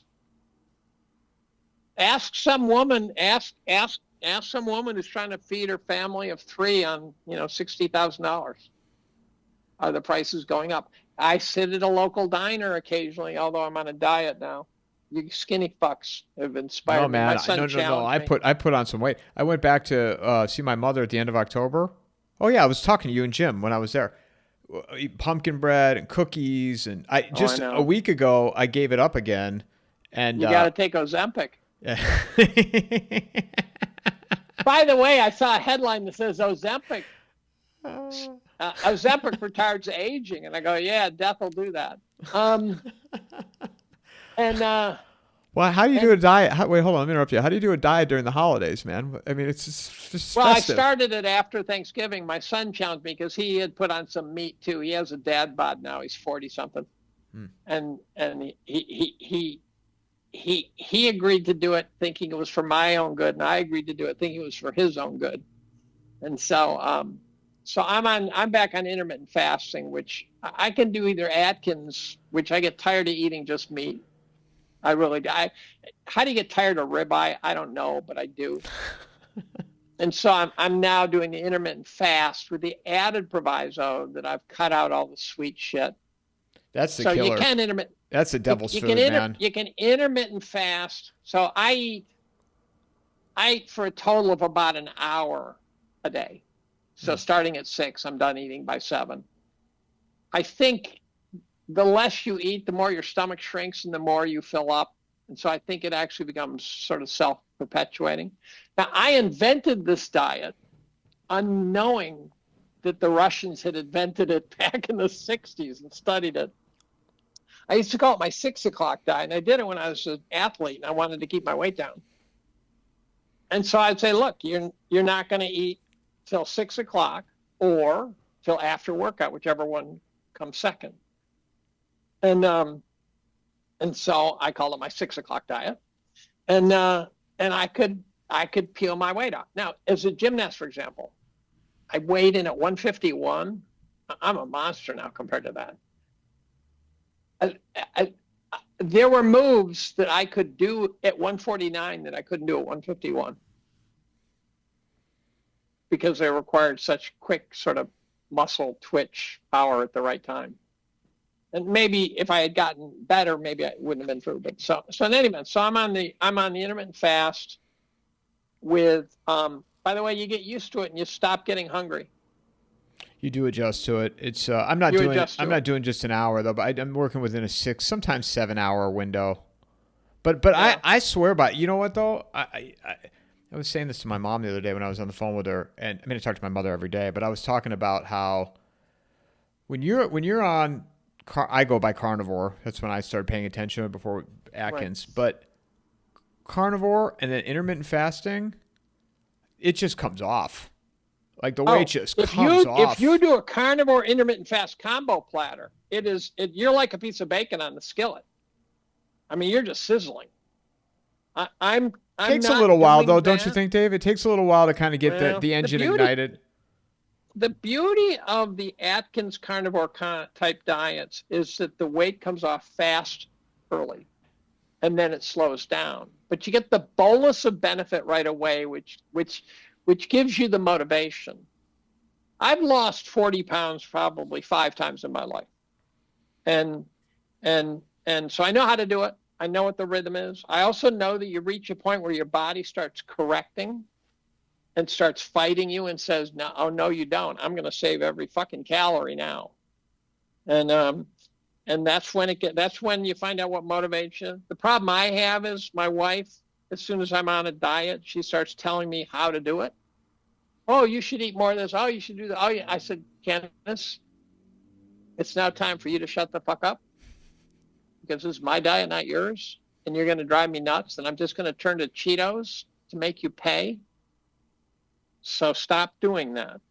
And one day I'd been on Atkins for quite a while. We're having dinner with friends, and the topic came up. I said, Candace, you ride me like a donkey about my diet. And she said, no, I don't. And her friend said, yeah, you do. We've had enough dinners together. Yeah, you do. So in any case, I'm on it. I don't view it as on it and stay thin for the rest of my life. I think of it as like baseball. You lead off the bag and then you got to go back and touch it. One day it hit me. I have a friend who had tongue cancer, and then the weight started going on after that. He had to give up smoking and things like that. And he got to 700 pounds, I would say, estimate. He was big. I mean, he was not walking sort of guy, scootering around. I said, how the fuck do you get to 700 pounds? And then I got the answer. The answer hit me like a truck, 1 pound at a time. 1 pound at a time. And you think that, I can speak from this. I mean, you think that at some point you might hit a ceiling with your weight, and it doesn't work like that. I mean, I got to almost 280. I almost got to 280. No, I'm 5'5". That's big for you. I'm 5'5". Yeah, no, yeah, you had to have an arrow on your ass to end up. I do seem to have a bit of a ceiling. So I've noticed, I'm not going to say what it is, but it's high. It's high, but I somehow seem to hit it and then stop. But so I touch the bag occasionally. When I first started doing Taekwondo after I gave up gymnastics, because gymnastics as an adult is not a good sport, I took time off and gained some serious weight. And I took up Taekwondo, and I went on the 6 o'clock diet and worked my ass off, 6 days a week sort of thing. And I must have dropped 40 pounds in 3 months. So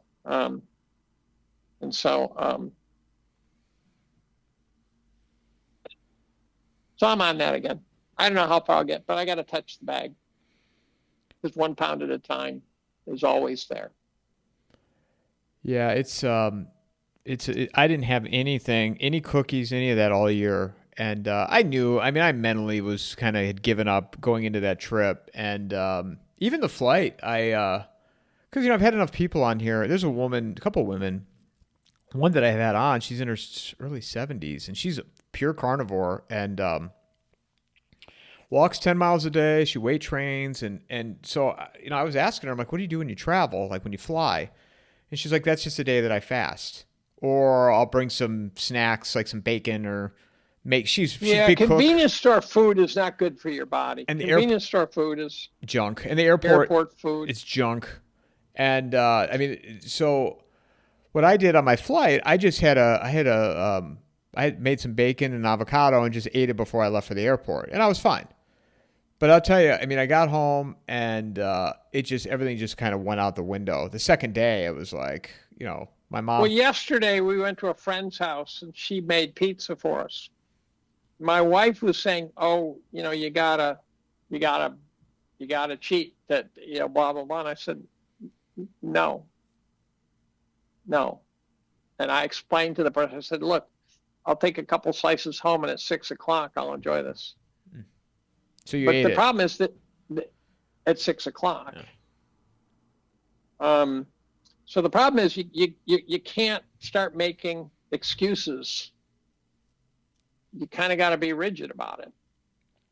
And I do think the optimum might involve one cheat day a week, something like that. But that's more of a carnivore thinking rather than a fasting thinking. Eddie Dowd, who I've known for many years, he goes on these 5-day fasts. I know people like that. That I think is not healthy, although maybe it is because maybe that's our caveman existence, right? I think eating once a day is probably pretty healthy. Yeah, the 24-hour fast. I mean, I've come pretty close to that, and that's not that hard. No, but here's what happens. The funny thing is, so I remember when I was on one of those. I was on the intermittent fasting for 8 years straight when I was doing Taekwondo 6 days a week, and so I know I can do it. The other beauty of the intermittent fasting is every day you get to satiate your animal instinct. You just can't satiate it until 6. Whereas if you're eating broccoli and cucumbers, you never get to satiate your instincts. And so that's the beauty of intermittent fasting is you can go home and eat a pizza. You can go home and eat a hamburger. You eat whatever you want. And so, and the question I've been able to get a good answer to is, let's say you're intermittent fasted every other day. Do you get a 50% benefit? Or is there some momentum you have to build?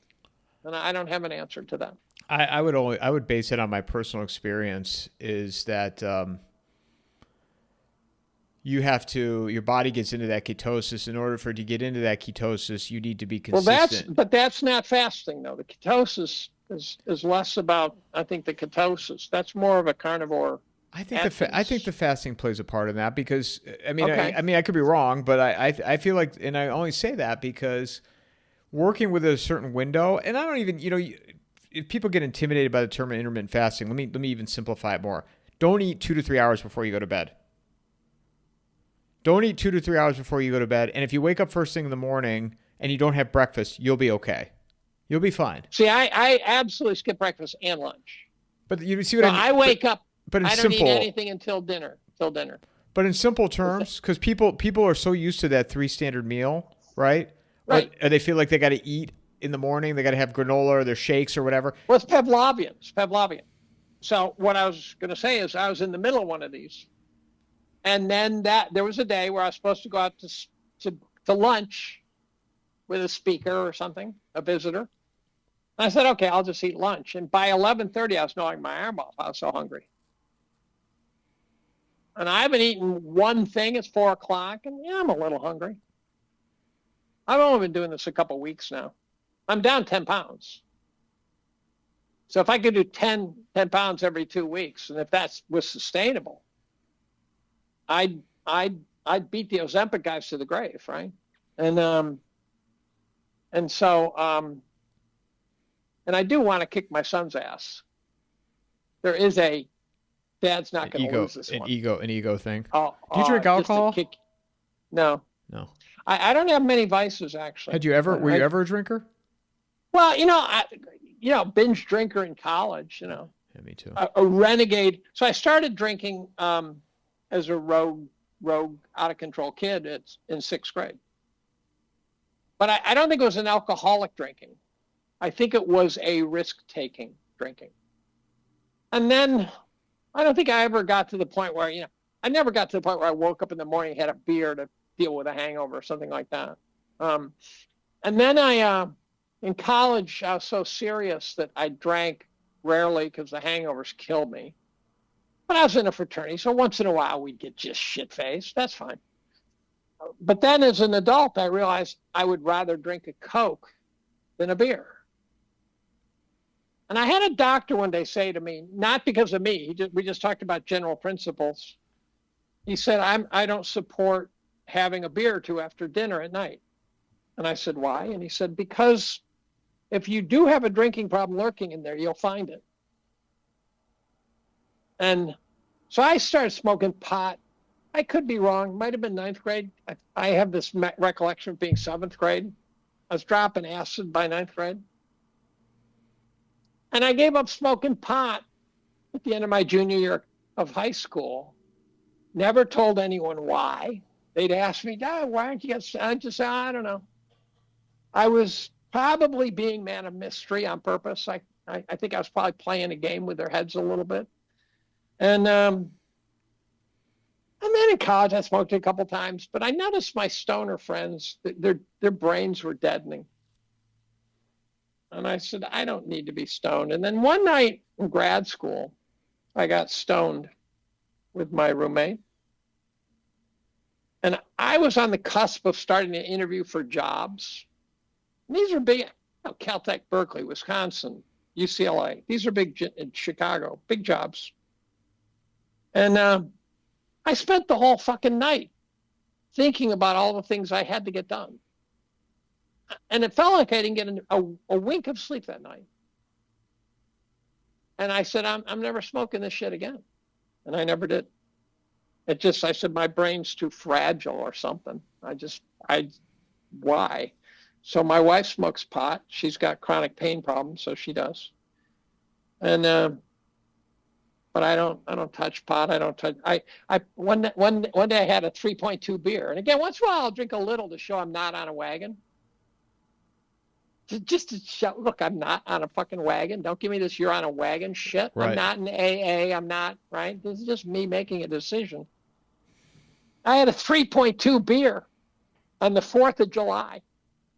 And I got pulled over on the way home. I go, you gotta be kidding me. This is not fair. And I said something to the cop, and he said, no, I'm just checking. You're fine. I've gotten out of a lot of tickets by not being a douchebag, which sounds improbable, but it's true.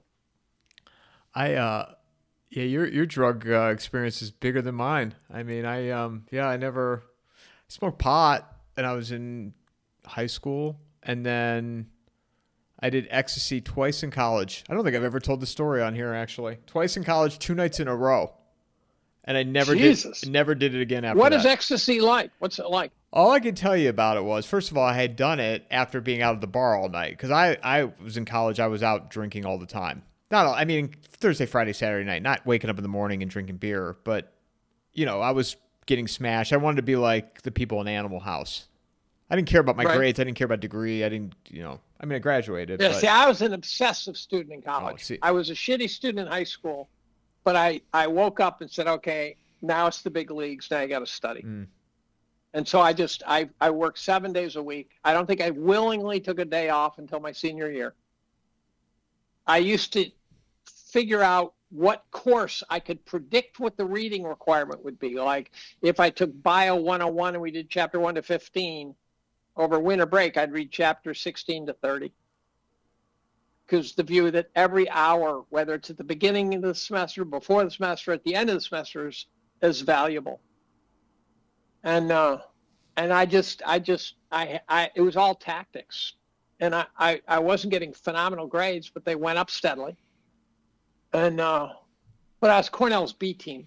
I mean, they're kids who are so much smarter than me and so much higher grades and things like that. So I was very serious. College was really a time I went to the library every day, every night, Sundays, Saturdays, you name it. Plus I just couldn't. I worked in grad school.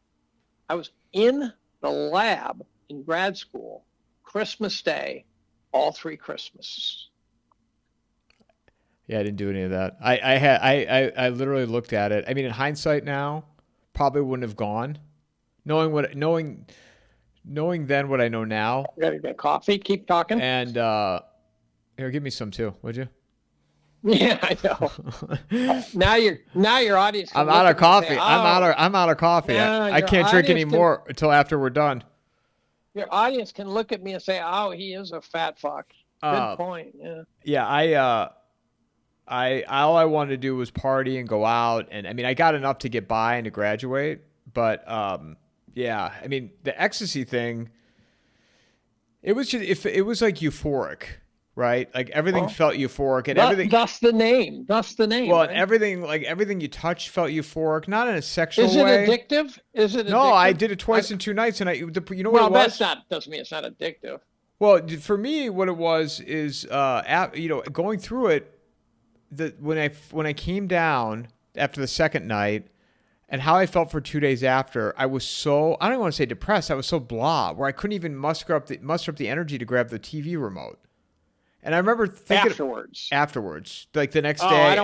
I wouldn't want that at all. For 2 days after, I remember just thinking to myself, I never want to feel this way ever again. And I never wanted. And then I said to myself, I was up all night, with other friends, and we're all doing it. And now it's 6 a.m. on Sunday, because we did this on a weekend. It's 6 a.m. We're jamming out to my buddy's CD player, because this is before iPhones and all that. This is early 2000. And the street where they lived, there was nothing going on. It's 6 a.m. Like, there's nobody up in a college town except us losers. Right. What do I need to be up for all night? And even people were like, well, when you go to Vegas, I'm like, I don't need that in Vegas. Vegas is just naturally keeps you amped up anyway.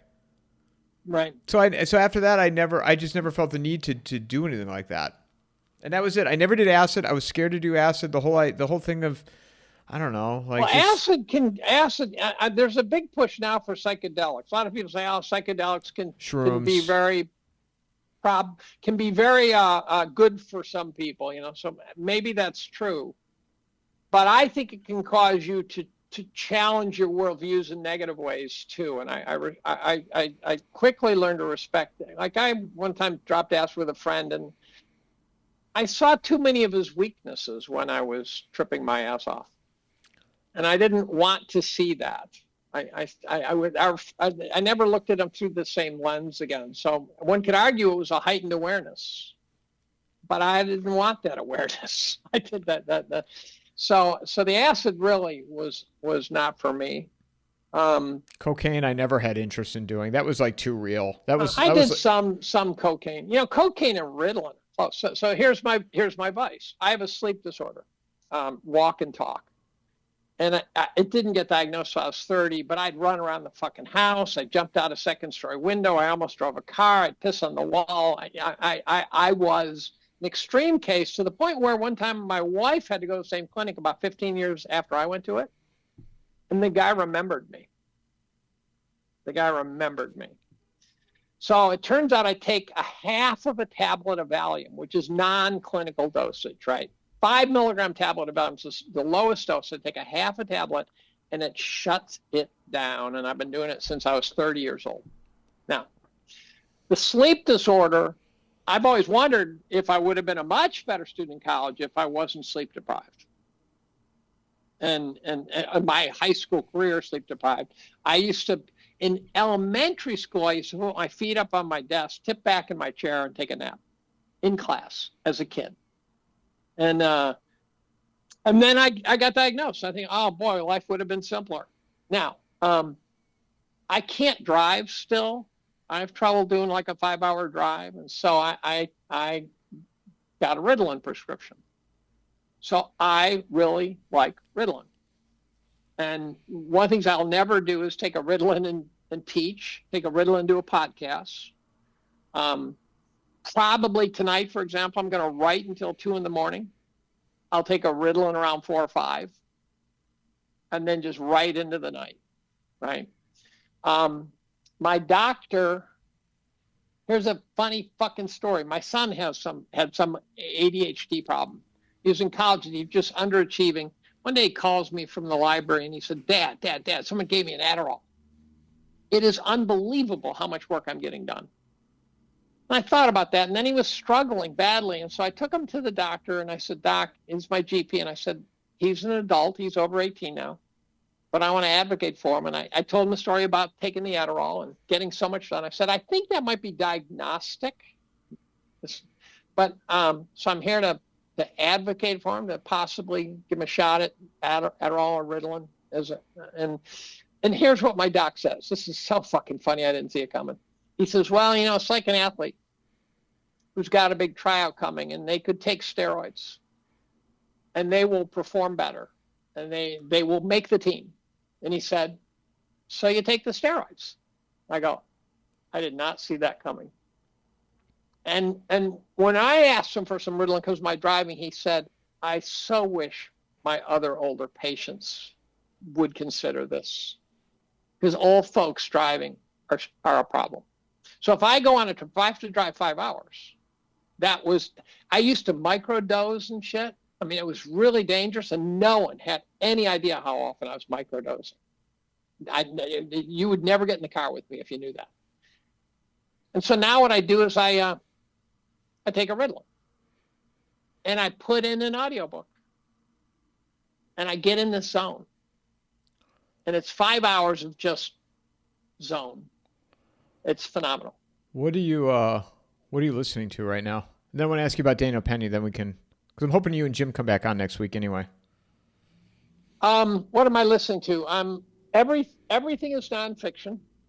As you know, I went through, thanks to Diana West, I went through a 6-book World War II revisionist history, which I've written.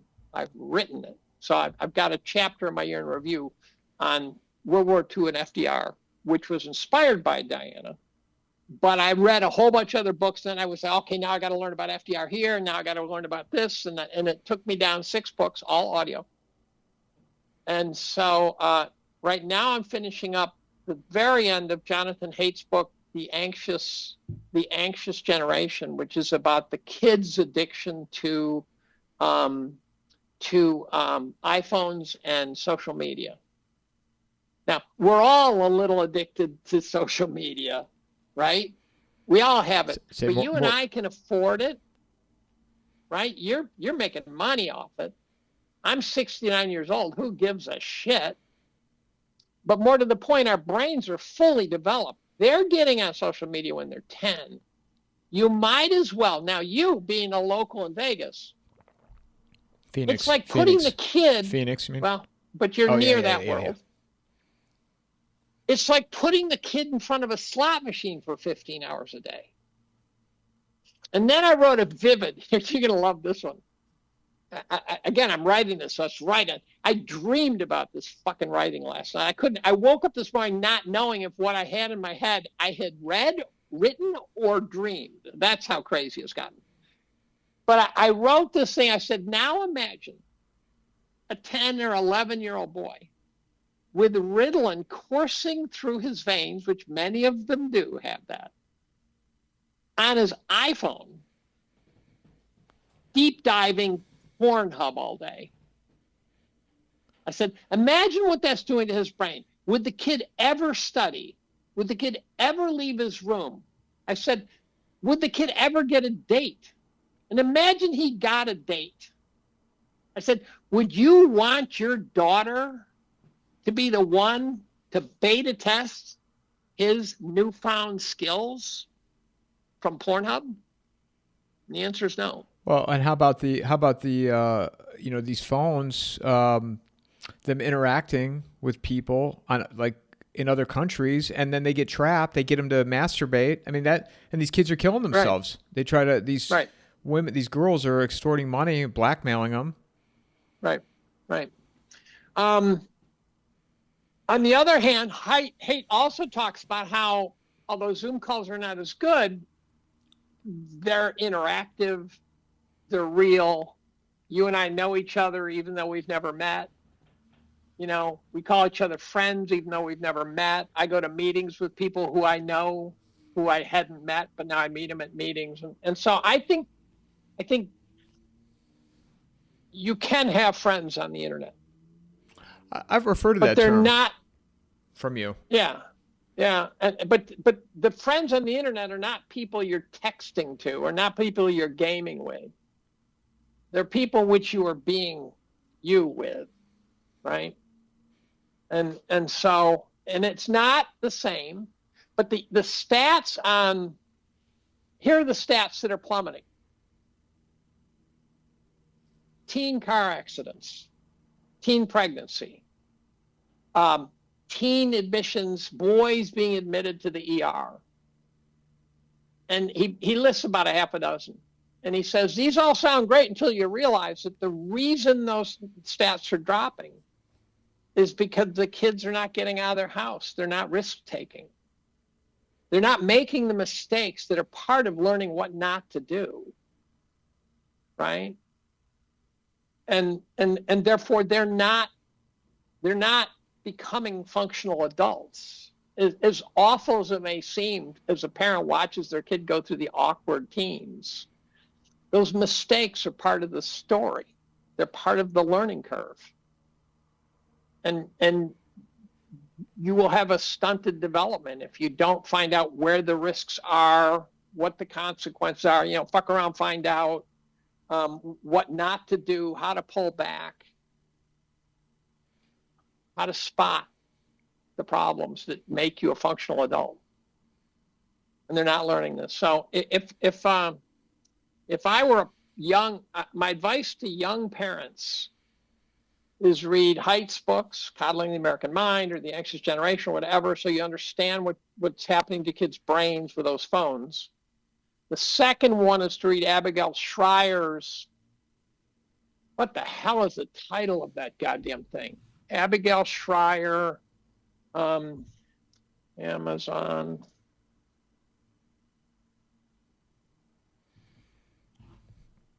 I'm looking it up. Abigail Schreier.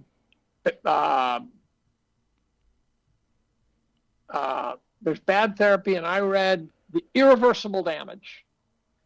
And that's about the gender bending movement. And I thought that it was this social contagion. Correct, it is. I thought it would pass. And the problem is you mix that all into the phones and the social media and everything, and it is toxic. So the parents who have a kid, and the way I describe it in the write-up in my book review on it is I said, read this book, learn about it, because you will not be ready for the day when that problem gets off the school bus. And it's a horrifying story of brainwashing of kids. I think it's already too late. Well, it is for some.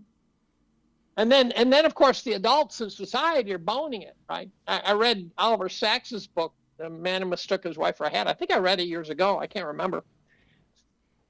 Some guy wakes up in the morning without warning, thinks he's got someone else's leg attached, right? What happened to him overnight, right? But here's what they didn't do. He didn't go to the doctor and say, this is not my leg, and the doctor amputate his leg. Schreier in her book hit me like a truck when in her first 20 minutes of the tape, she used the phrase self-diagnosis. You've got 5-year-olds self-diagnosing. And society is saying, and therefore you have to follow it.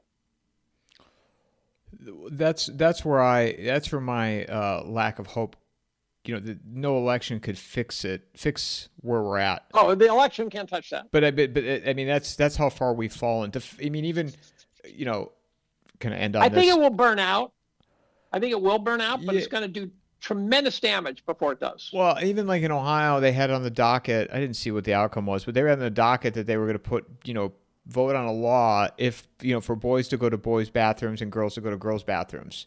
To your point, I think some of that especially after the election, that did have a positive impact. The whole DEI movement put into a bear market for now, because this stuff always comes back. But we were taking time to allocate energy towards this. It shows how far we've fallen as a society. This shouldn't be even discussed. But for example, I think, transgenders in women's sports is going to die soon. I'll tell you, talk about a beacon of, a woman that I would love to have on here is Riley Gaines. I mean, that girl no kidding, is really? unbelievable. I mean, but she really, and she's not the only one though. Paula Scanlon, Macy Petty, but Riley Gaines, man, Yeah, she really kicked the door down. And the fact that, here's what's mystifying to me.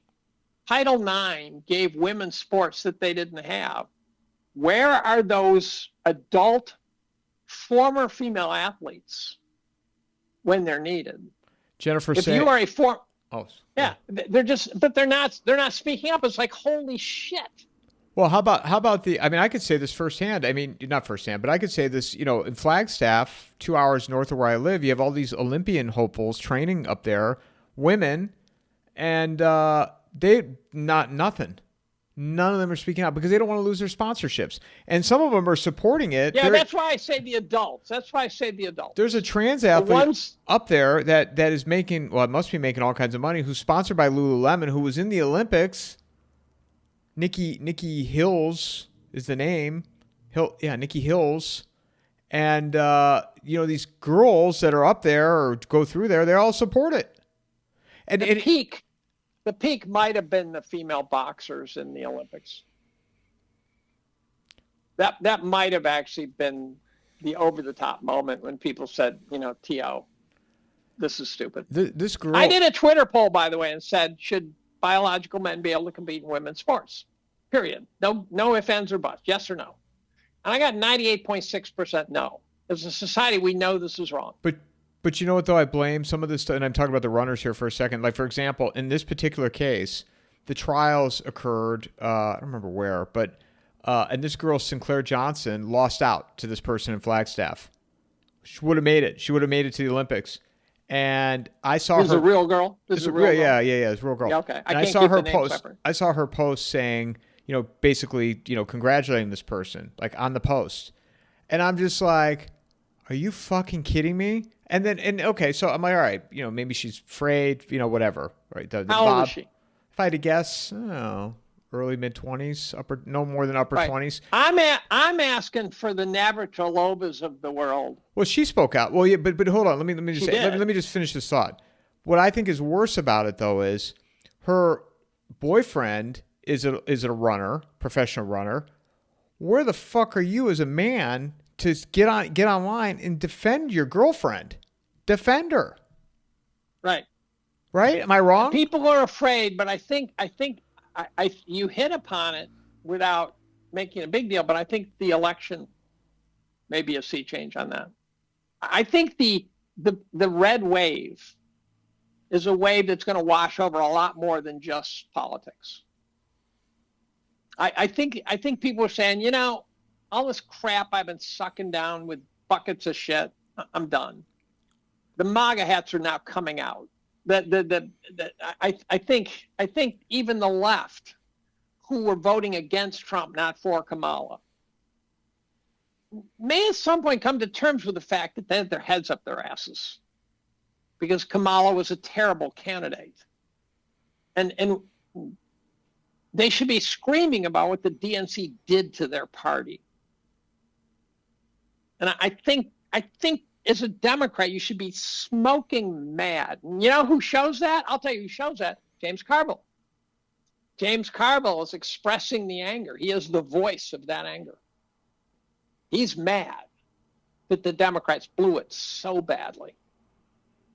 They blew it badly because of wretched ideas. And you know what I wrote in 2016 in my year in review?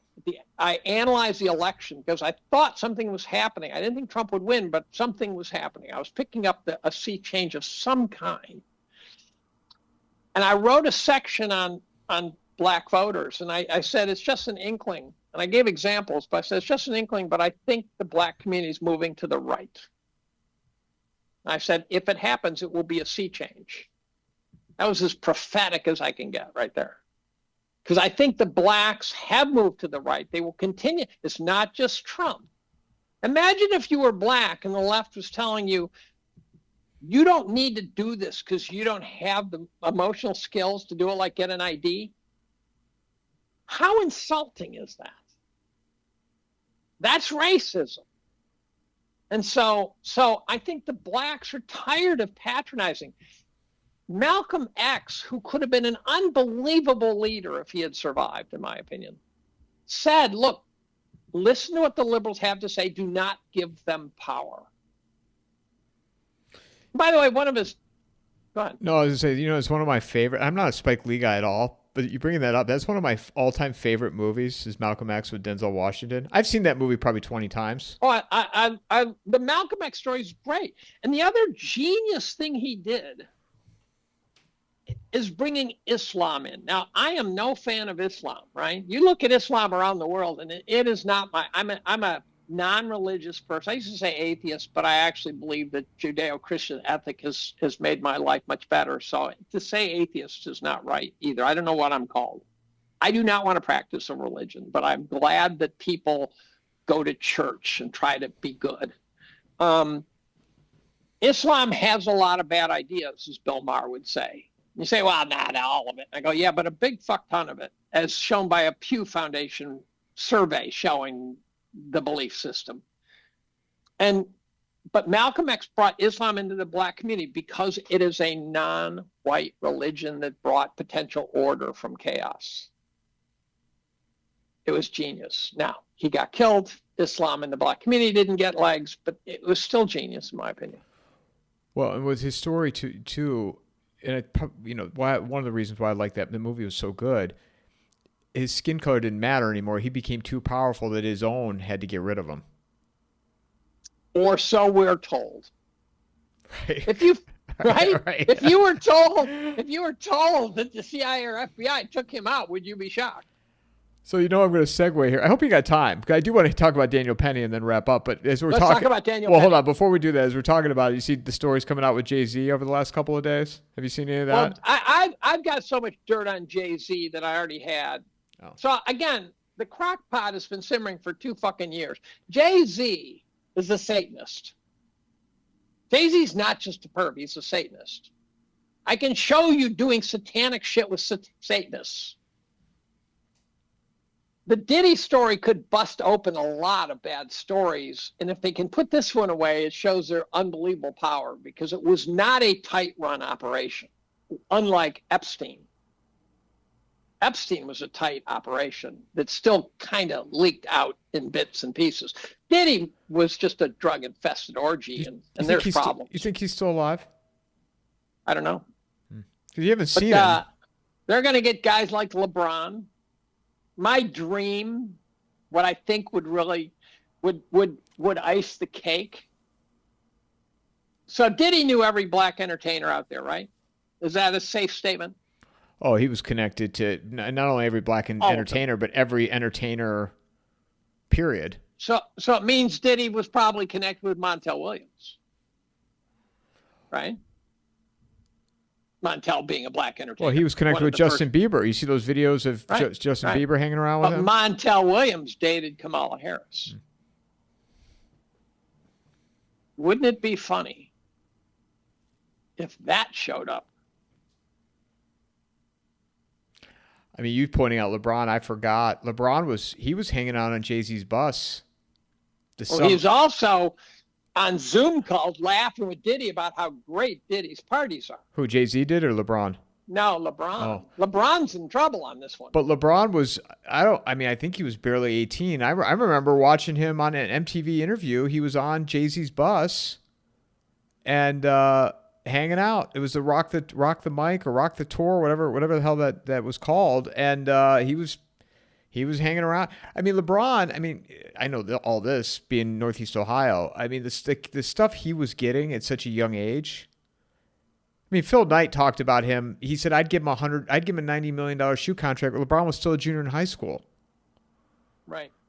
So there's pictures of LeBron, whether they're photoshopped, I don't know, in a fucking dress. Oh, I never saw that. Yeah. But Jay-Z, I have no doubt about. I've been tracking Jay-Z for 2 years now. Now,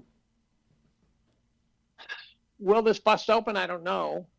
But here's a problem I have now. At Hollywood, the kids in Hollywood were getting molested like crazy. Nickelodeon was head-to-toe pedophilia. Head-to-toe pedophilia. All those kids in Nickelodeon all got molested. And and Disney has serious problems that are not just because there's a lot of kids running around Disney World. Disney organizationally has problems. You got to wonder how far that all goes back with all that stuff too. It goes all the way back to Walt, it turns out, according to the narrative. So like the 80s TV shows I was watching, you knew Different Strokes. That was just how the outcome for all those people, but like Family Ties and all those shows. So the problem is when you watch a show with a bunch of kids in it, if you've dug as deep as I have, you're sitting there going, okay, who stuck it up that kid's ass to get that part?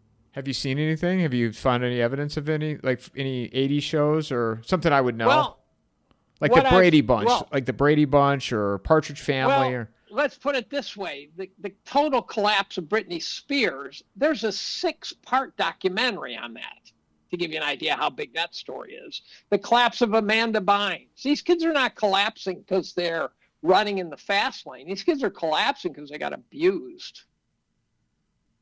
I mean, I first went, Corey Feldman, who's been out there banging the drum, and Elijah Wood started to and then pulled back. But Corey Feldman was on The View, and he says pedophilia is a chronic problem in Hollywood on The View, and Barbara Walters was there. So what's Barbara Walters, what is she going to say that? Oh, that's really awful. Let's go to commercial, right? Get the fuck out of there, right? No, that's not what Barbara did. She pushed back. She attacked him. That's not what you do to a guy who says he's been molested. That's not the right response, but that's what Barbara did. Now, Barbara turns out to have been tight with, let me see if I've got this memory correct, tight with Roy Cohn. Now, Roy Cohn was tight with Epstein, was tight with, right? This world is connecting. Isn't that what Whitney talks about too? Yeah, Whitney's in a lot of fights now. I don't know if that's because she's hitting too many third rails. I don't know, but Whitney seems to be in some brawls. And she used to just kind of be able to just kind of poke away and no one paid attention. I do not want to be on radar of the people who are a problem. And if I do write about it, and I have written about it, but if I do, I will probably send it through a lawyer. Say, tell me where I've stepped over the line here, because I think I can legitimately say that this person's provided this evidence of this. I can't say this person's a pedophile, right? That's the dotted line you can't cross. You can't assert that someone is something that's not true. You can assert that someone said something that's not true. I was told by a lawyer once, he said, don't call someone a liar. Call him a weasel or a snake. Because it's an unprovable thing. You can't get a guy in court. You can't say, well, he called me a snake. Right? That's not a court case. He called me a liar. That's a court case. It's an interesting bit of advice. He also said, by the way, looking at Trump, said the more charges, the more the weaker the case. They will stack charges hard on a weak case. Perfect segue. Daniel Penny. Let's talk Daniel Penny, because I've been following Daniel's case the whole way. People are celebrating today. I'm glad he was acquitted, but I think you said it before we started recording. His life still got fucked up. Oh, and financially, I can't imagine what this cost him. And somebody wrote on X about civilly now. Will they come after him? Will the family come after him? Well, he's been acquitted, so the family's case just got really shitty really fast. Right? So you don't think they'll go after him civilly? And the lawyers, what's that? You don't think they'll go after him civilly? Well, but I don't think they built a case that provides them the civil ammunition, is my guess. Right? And put it this way, I pray the family gets not a penny, because their kid was fucked up. They're not going to win the Parent of the Year award on that one. See, I saw people, again, celebrating. I'm glad he was acquitted, but I felt a little bit of sadness in regards to the next time something happens on a subway, Oh, that's the whole story. People are going to be apprehensive to get involved. Right. That's the whole story. I think I would like to see, who's it, Bragg? Is it Bragg who went after Penny? I can't remember. Who's the prosecutor? A Soros-funded prosecutor. It wasn't I'd like in to New York see City. Soros. It's Southern District, right? No? Yes? No? I don't know. That I don't know. In any event, these Soros-funded prosecutors, I'd like to see them sent to the light. These boys and girls are problems. They are to rip apart society, in my opinion. And so the way I like to phrase that one, I'd like to send them to Snake Island. Do you know Snake Island? You know what Snake Island is? No. Snake Island is a biological anomaly off the coast of, I don't know, Indonesia or something. It's a tropical island. It has nothing but poisonous snakes. It got isolated eons ago, and they eat migratory birds. So their venom has to be fast because the bird will fly away. So they're the most venomous snakes in the world. And the estimate is that there's 5 snakes per square meter. Now, that's a lot of snakes. And if you Google it and you search Snake Island, you will see pictures that will make your skin crawl. So I want to send these guys to Snake Island. Have a nice day. We'll pick you up in 3 hours. Right? I'm losing patience. The weaponization of the Justice Department. It's treasonous to me. Well, that's where it comes back full circle of this whole conversation. You know, we always get to this point of talking of, you know, optimism of where things are and where they might go, and I just don't see any of that. I think Trump. Look, if the plane's going to crash, I want him as the pilot. If anything, he can slow things down. Trump's not going to do it himself, but he might. Remember what started Arab Spring? One incredibly flammable Tunisian lit himself on fire. One.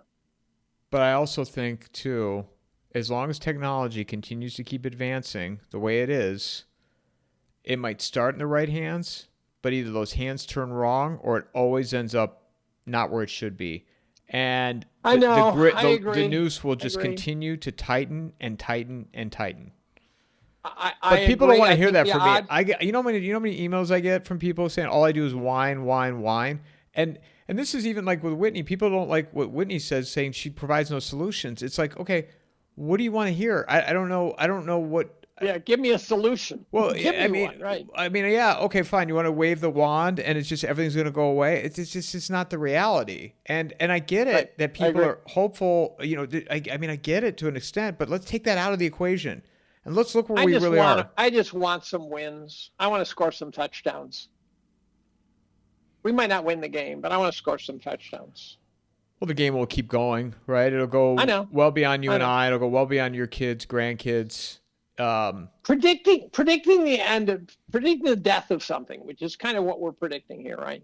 The death of an empire, something like that. It's always a dangerous bet because it only happens once. So you're trying to predict something that will only happen once. And we've been through highs and lows. Like Jonathan Turley's book is about freedom of speech since the founding fathers. And it's a revisionist history narrative. So, for example, we have this image of the founding fathers. Well, turns out Madison was a purist. He believed in free speech. Adams was a douchebag. He had no support for free speech. Jefferson, who we think of as a wonderful person, supported free speech until he became president. And then he started to use, non-freedom of speech kind of logic to try to deal with his political opponents. Jackson was a total authoritarian douchebag. So as you read Turley's book, the indispensable right, I think it's riveting, I think it's brilliant, I think it's transformational. You don't see riveting and brilliant, riveting and scholarly together in the same sentence very often. It shows that it cycles, which is the good news. We're in a bad part of the cycle. The bad news is that Turley, when he gets interviewed now, says, I'm not sure we're getting out of this one. So that's a problem. Now, let's get back to Daniel Penny. If Daniel Penny, in the situation that I think I know, and by the way, I watched the videos, I timed them. His choking of what's his face, I don't care what his name is, he's a post-it. His choking lasted 90 seconds after the guy stopped fighting. 90 seconds. And then they immediately moved towards to keep him sort of, put him in a position that's safe. He got to the hospital alive, and then he died. Who knows what the hell just happened? Who knows? Now, here's the deal. The guy gets on the subway and says, everyone's going to die. I don't care if I'm going to die. I'm going to kill people today. If Daniel Penny had pulled out a gun and blown his head off, he'd still be a hero to me. This is not about him choking him too much. This is about doing what you said we got to do. If you walk on a New York subway and you say you're going to kill people, you should be ready to die. Because that's what should happen. Because you've made it either you or me, right? If you watch street fights, this gets back to Putin and all sorts of issues. The person who throws the first punch may or may not be the aggressor. The person who throws the first punch could be the guy who says, okay, I'm not getting out of this one. And I can't give him the first punch. So it's got to be me. And that first punch, if you do it right, there's not going to be a second punch. I saw a really interesting one where a guy showed how to do it. He says some guy's giving you guff and stuff. You lean and pretend like you can't hear him. Meanwhile, you're torquing your body, you're cocking up, and you're within a whisker of a fist coming straight up to the bottom of his chin. It's going to be the only punch of the fight. Now, that person is not the aggressor. The aggressor is the guy who forced the fight. That's why I back Putin, because I don't think he forced the fight. I think NATO forced the fight. And I think the guy who Penny choked forced the fight. And the idea that he even got taken to court makes, to me, the prosecutor despicable. They have the right to not prosecute. And they chose to prosecute. And you know what they also did? There was a black guy who helped them. Who was an accomplice, right? And they didn't file charges. And then it got kind of awkward. So they filed charges. Then they dropped the charges. Did you mute? Did you mute yourself? Headphones die? My power ran out.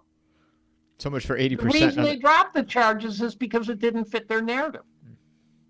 They didn't want to prosecute a black guy. They wanted to prosecute a white guy. Yeah, they did. You know that's true. You know that's true. To me, though, they did the damage because it's going to make people think. Huge damage. It's going to make people think twice about intervening in something. Yeah. And and that maybe that's what the message is. I mean, that's what the intention was all along. I think it was. Yeah. I think it was. It's like cancel culture. So I got canceled in 2020 for supporting the police. What an irony. Cancel culture is not a grassroots thing. The kids didn't invent it. This is something that was created by, I'm guessing, probably either our deep state or some deep state from abroad to destroy our society, in my opinion. And my cancellation was way too organized to be some grassroots, we don't like what Dave said. It showed up instantly. It was like all of a sudden just machine gun open fire on me. And it was pretty overwhelming for a guy who can take a beating.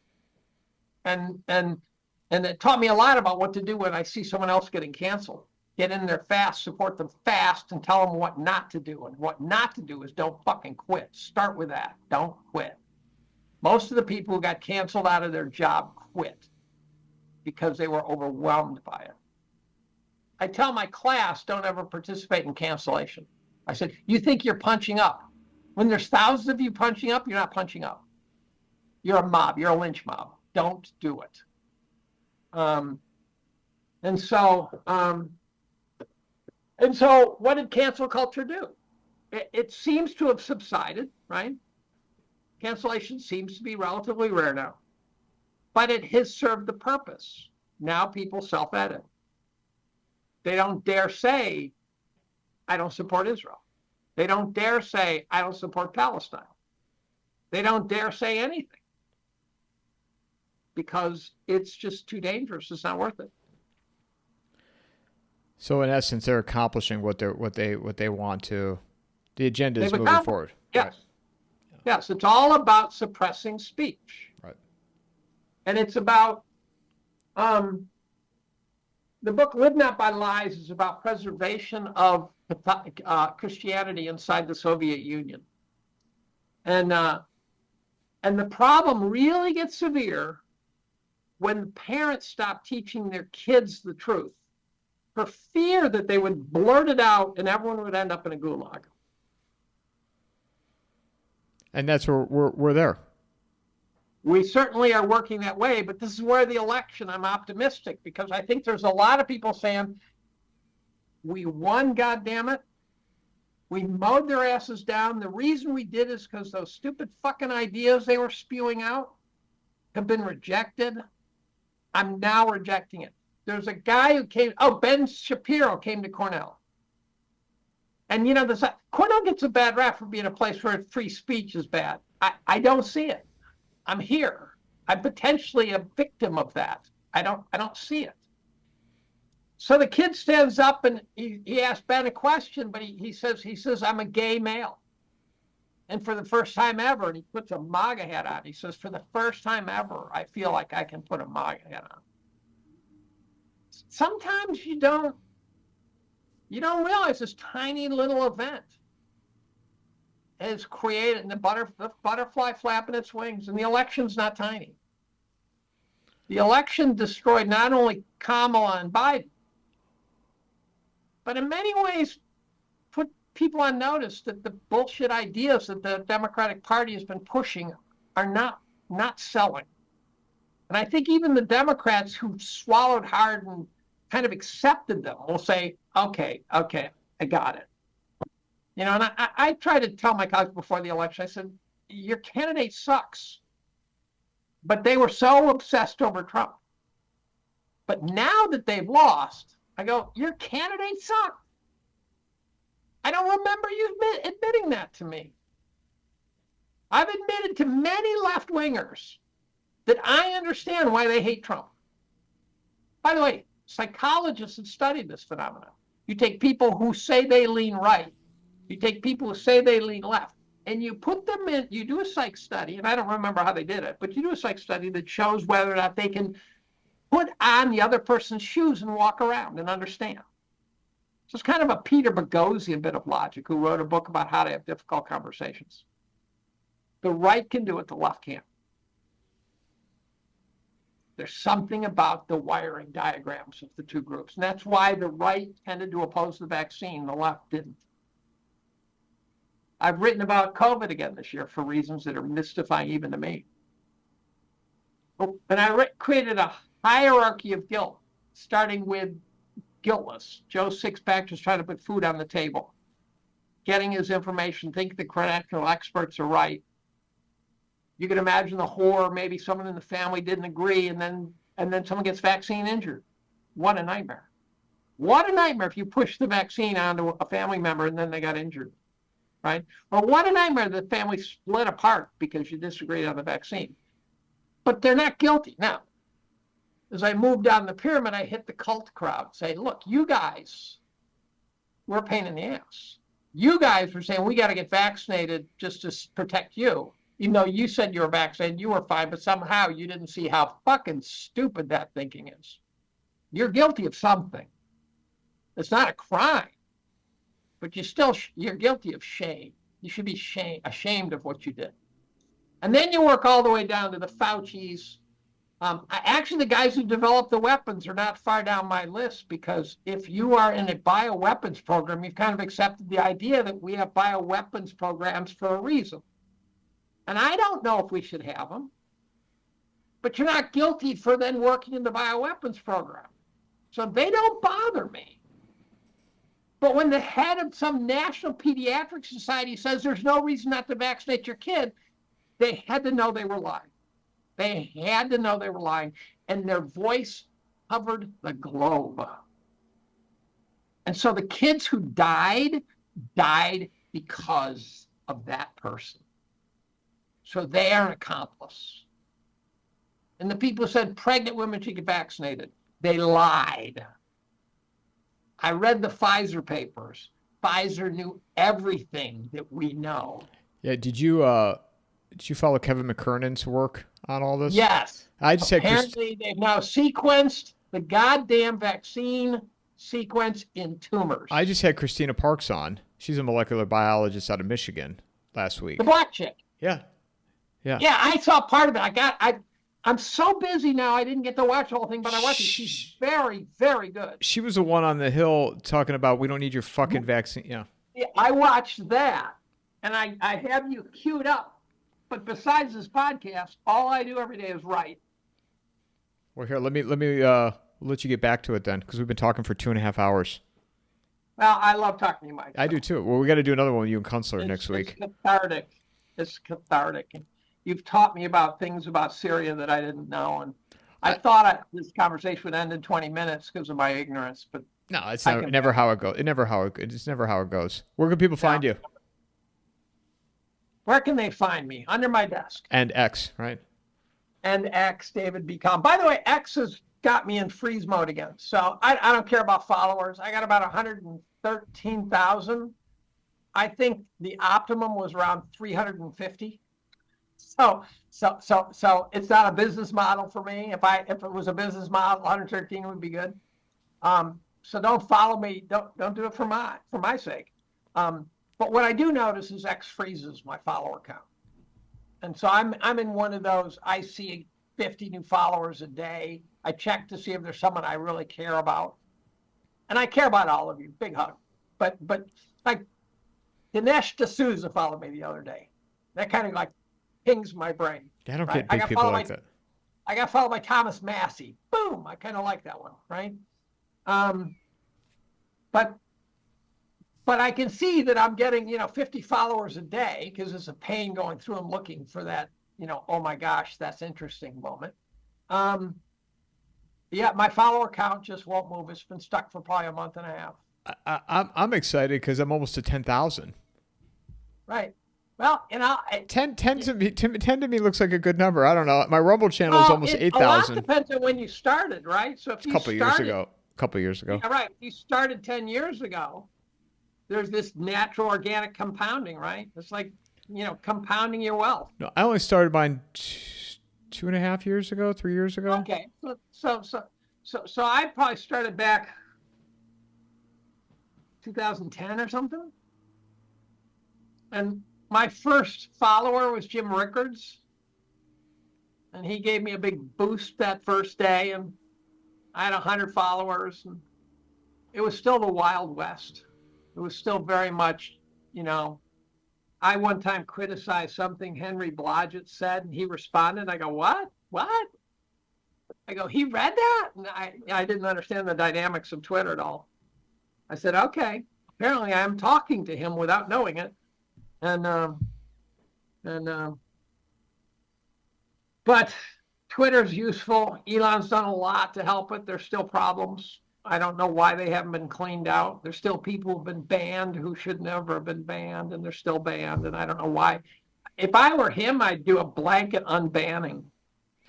Or what he should do is put out a question: who's still unbanned that should be allowed back on? Yeah, something like that.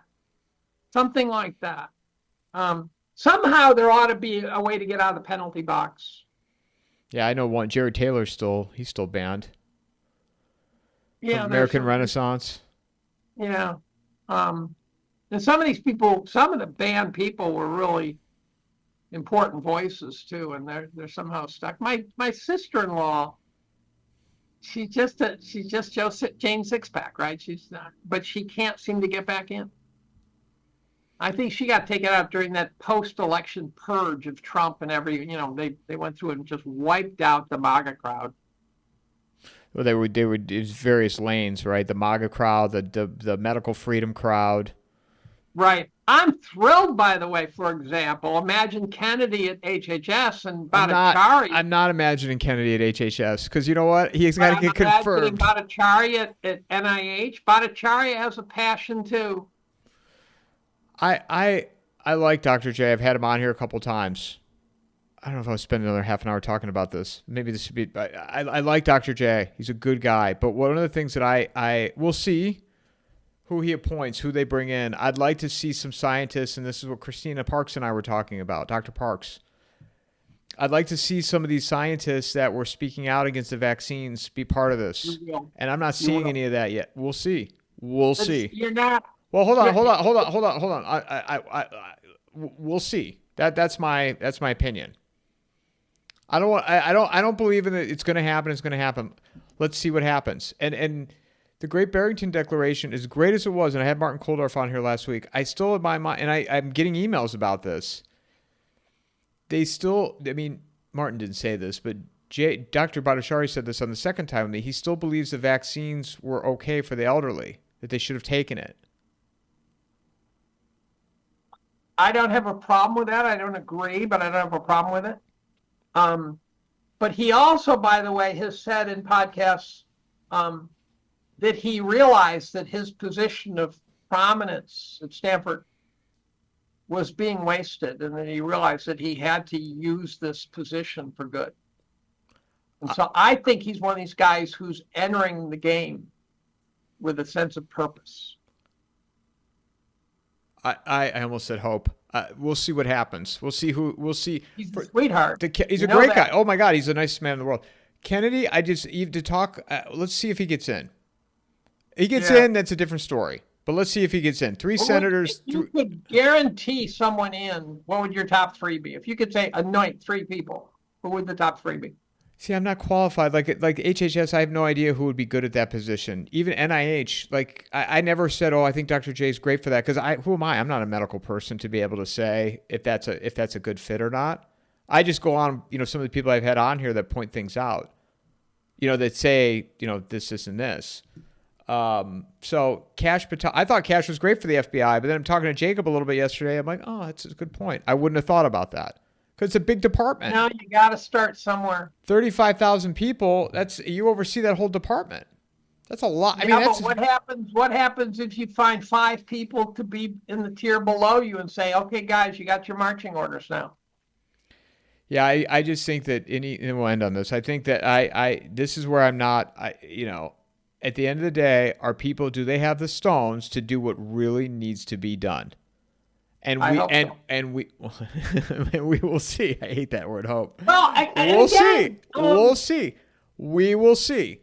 Does Jay have what it takes does he have what it really takes No.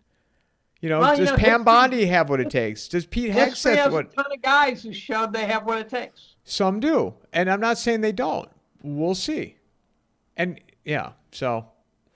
Dave, as always, thanks for coming back on, and I'm sure it won't be that long before I talk to you. No, I wouldn't mean to. Mic drop.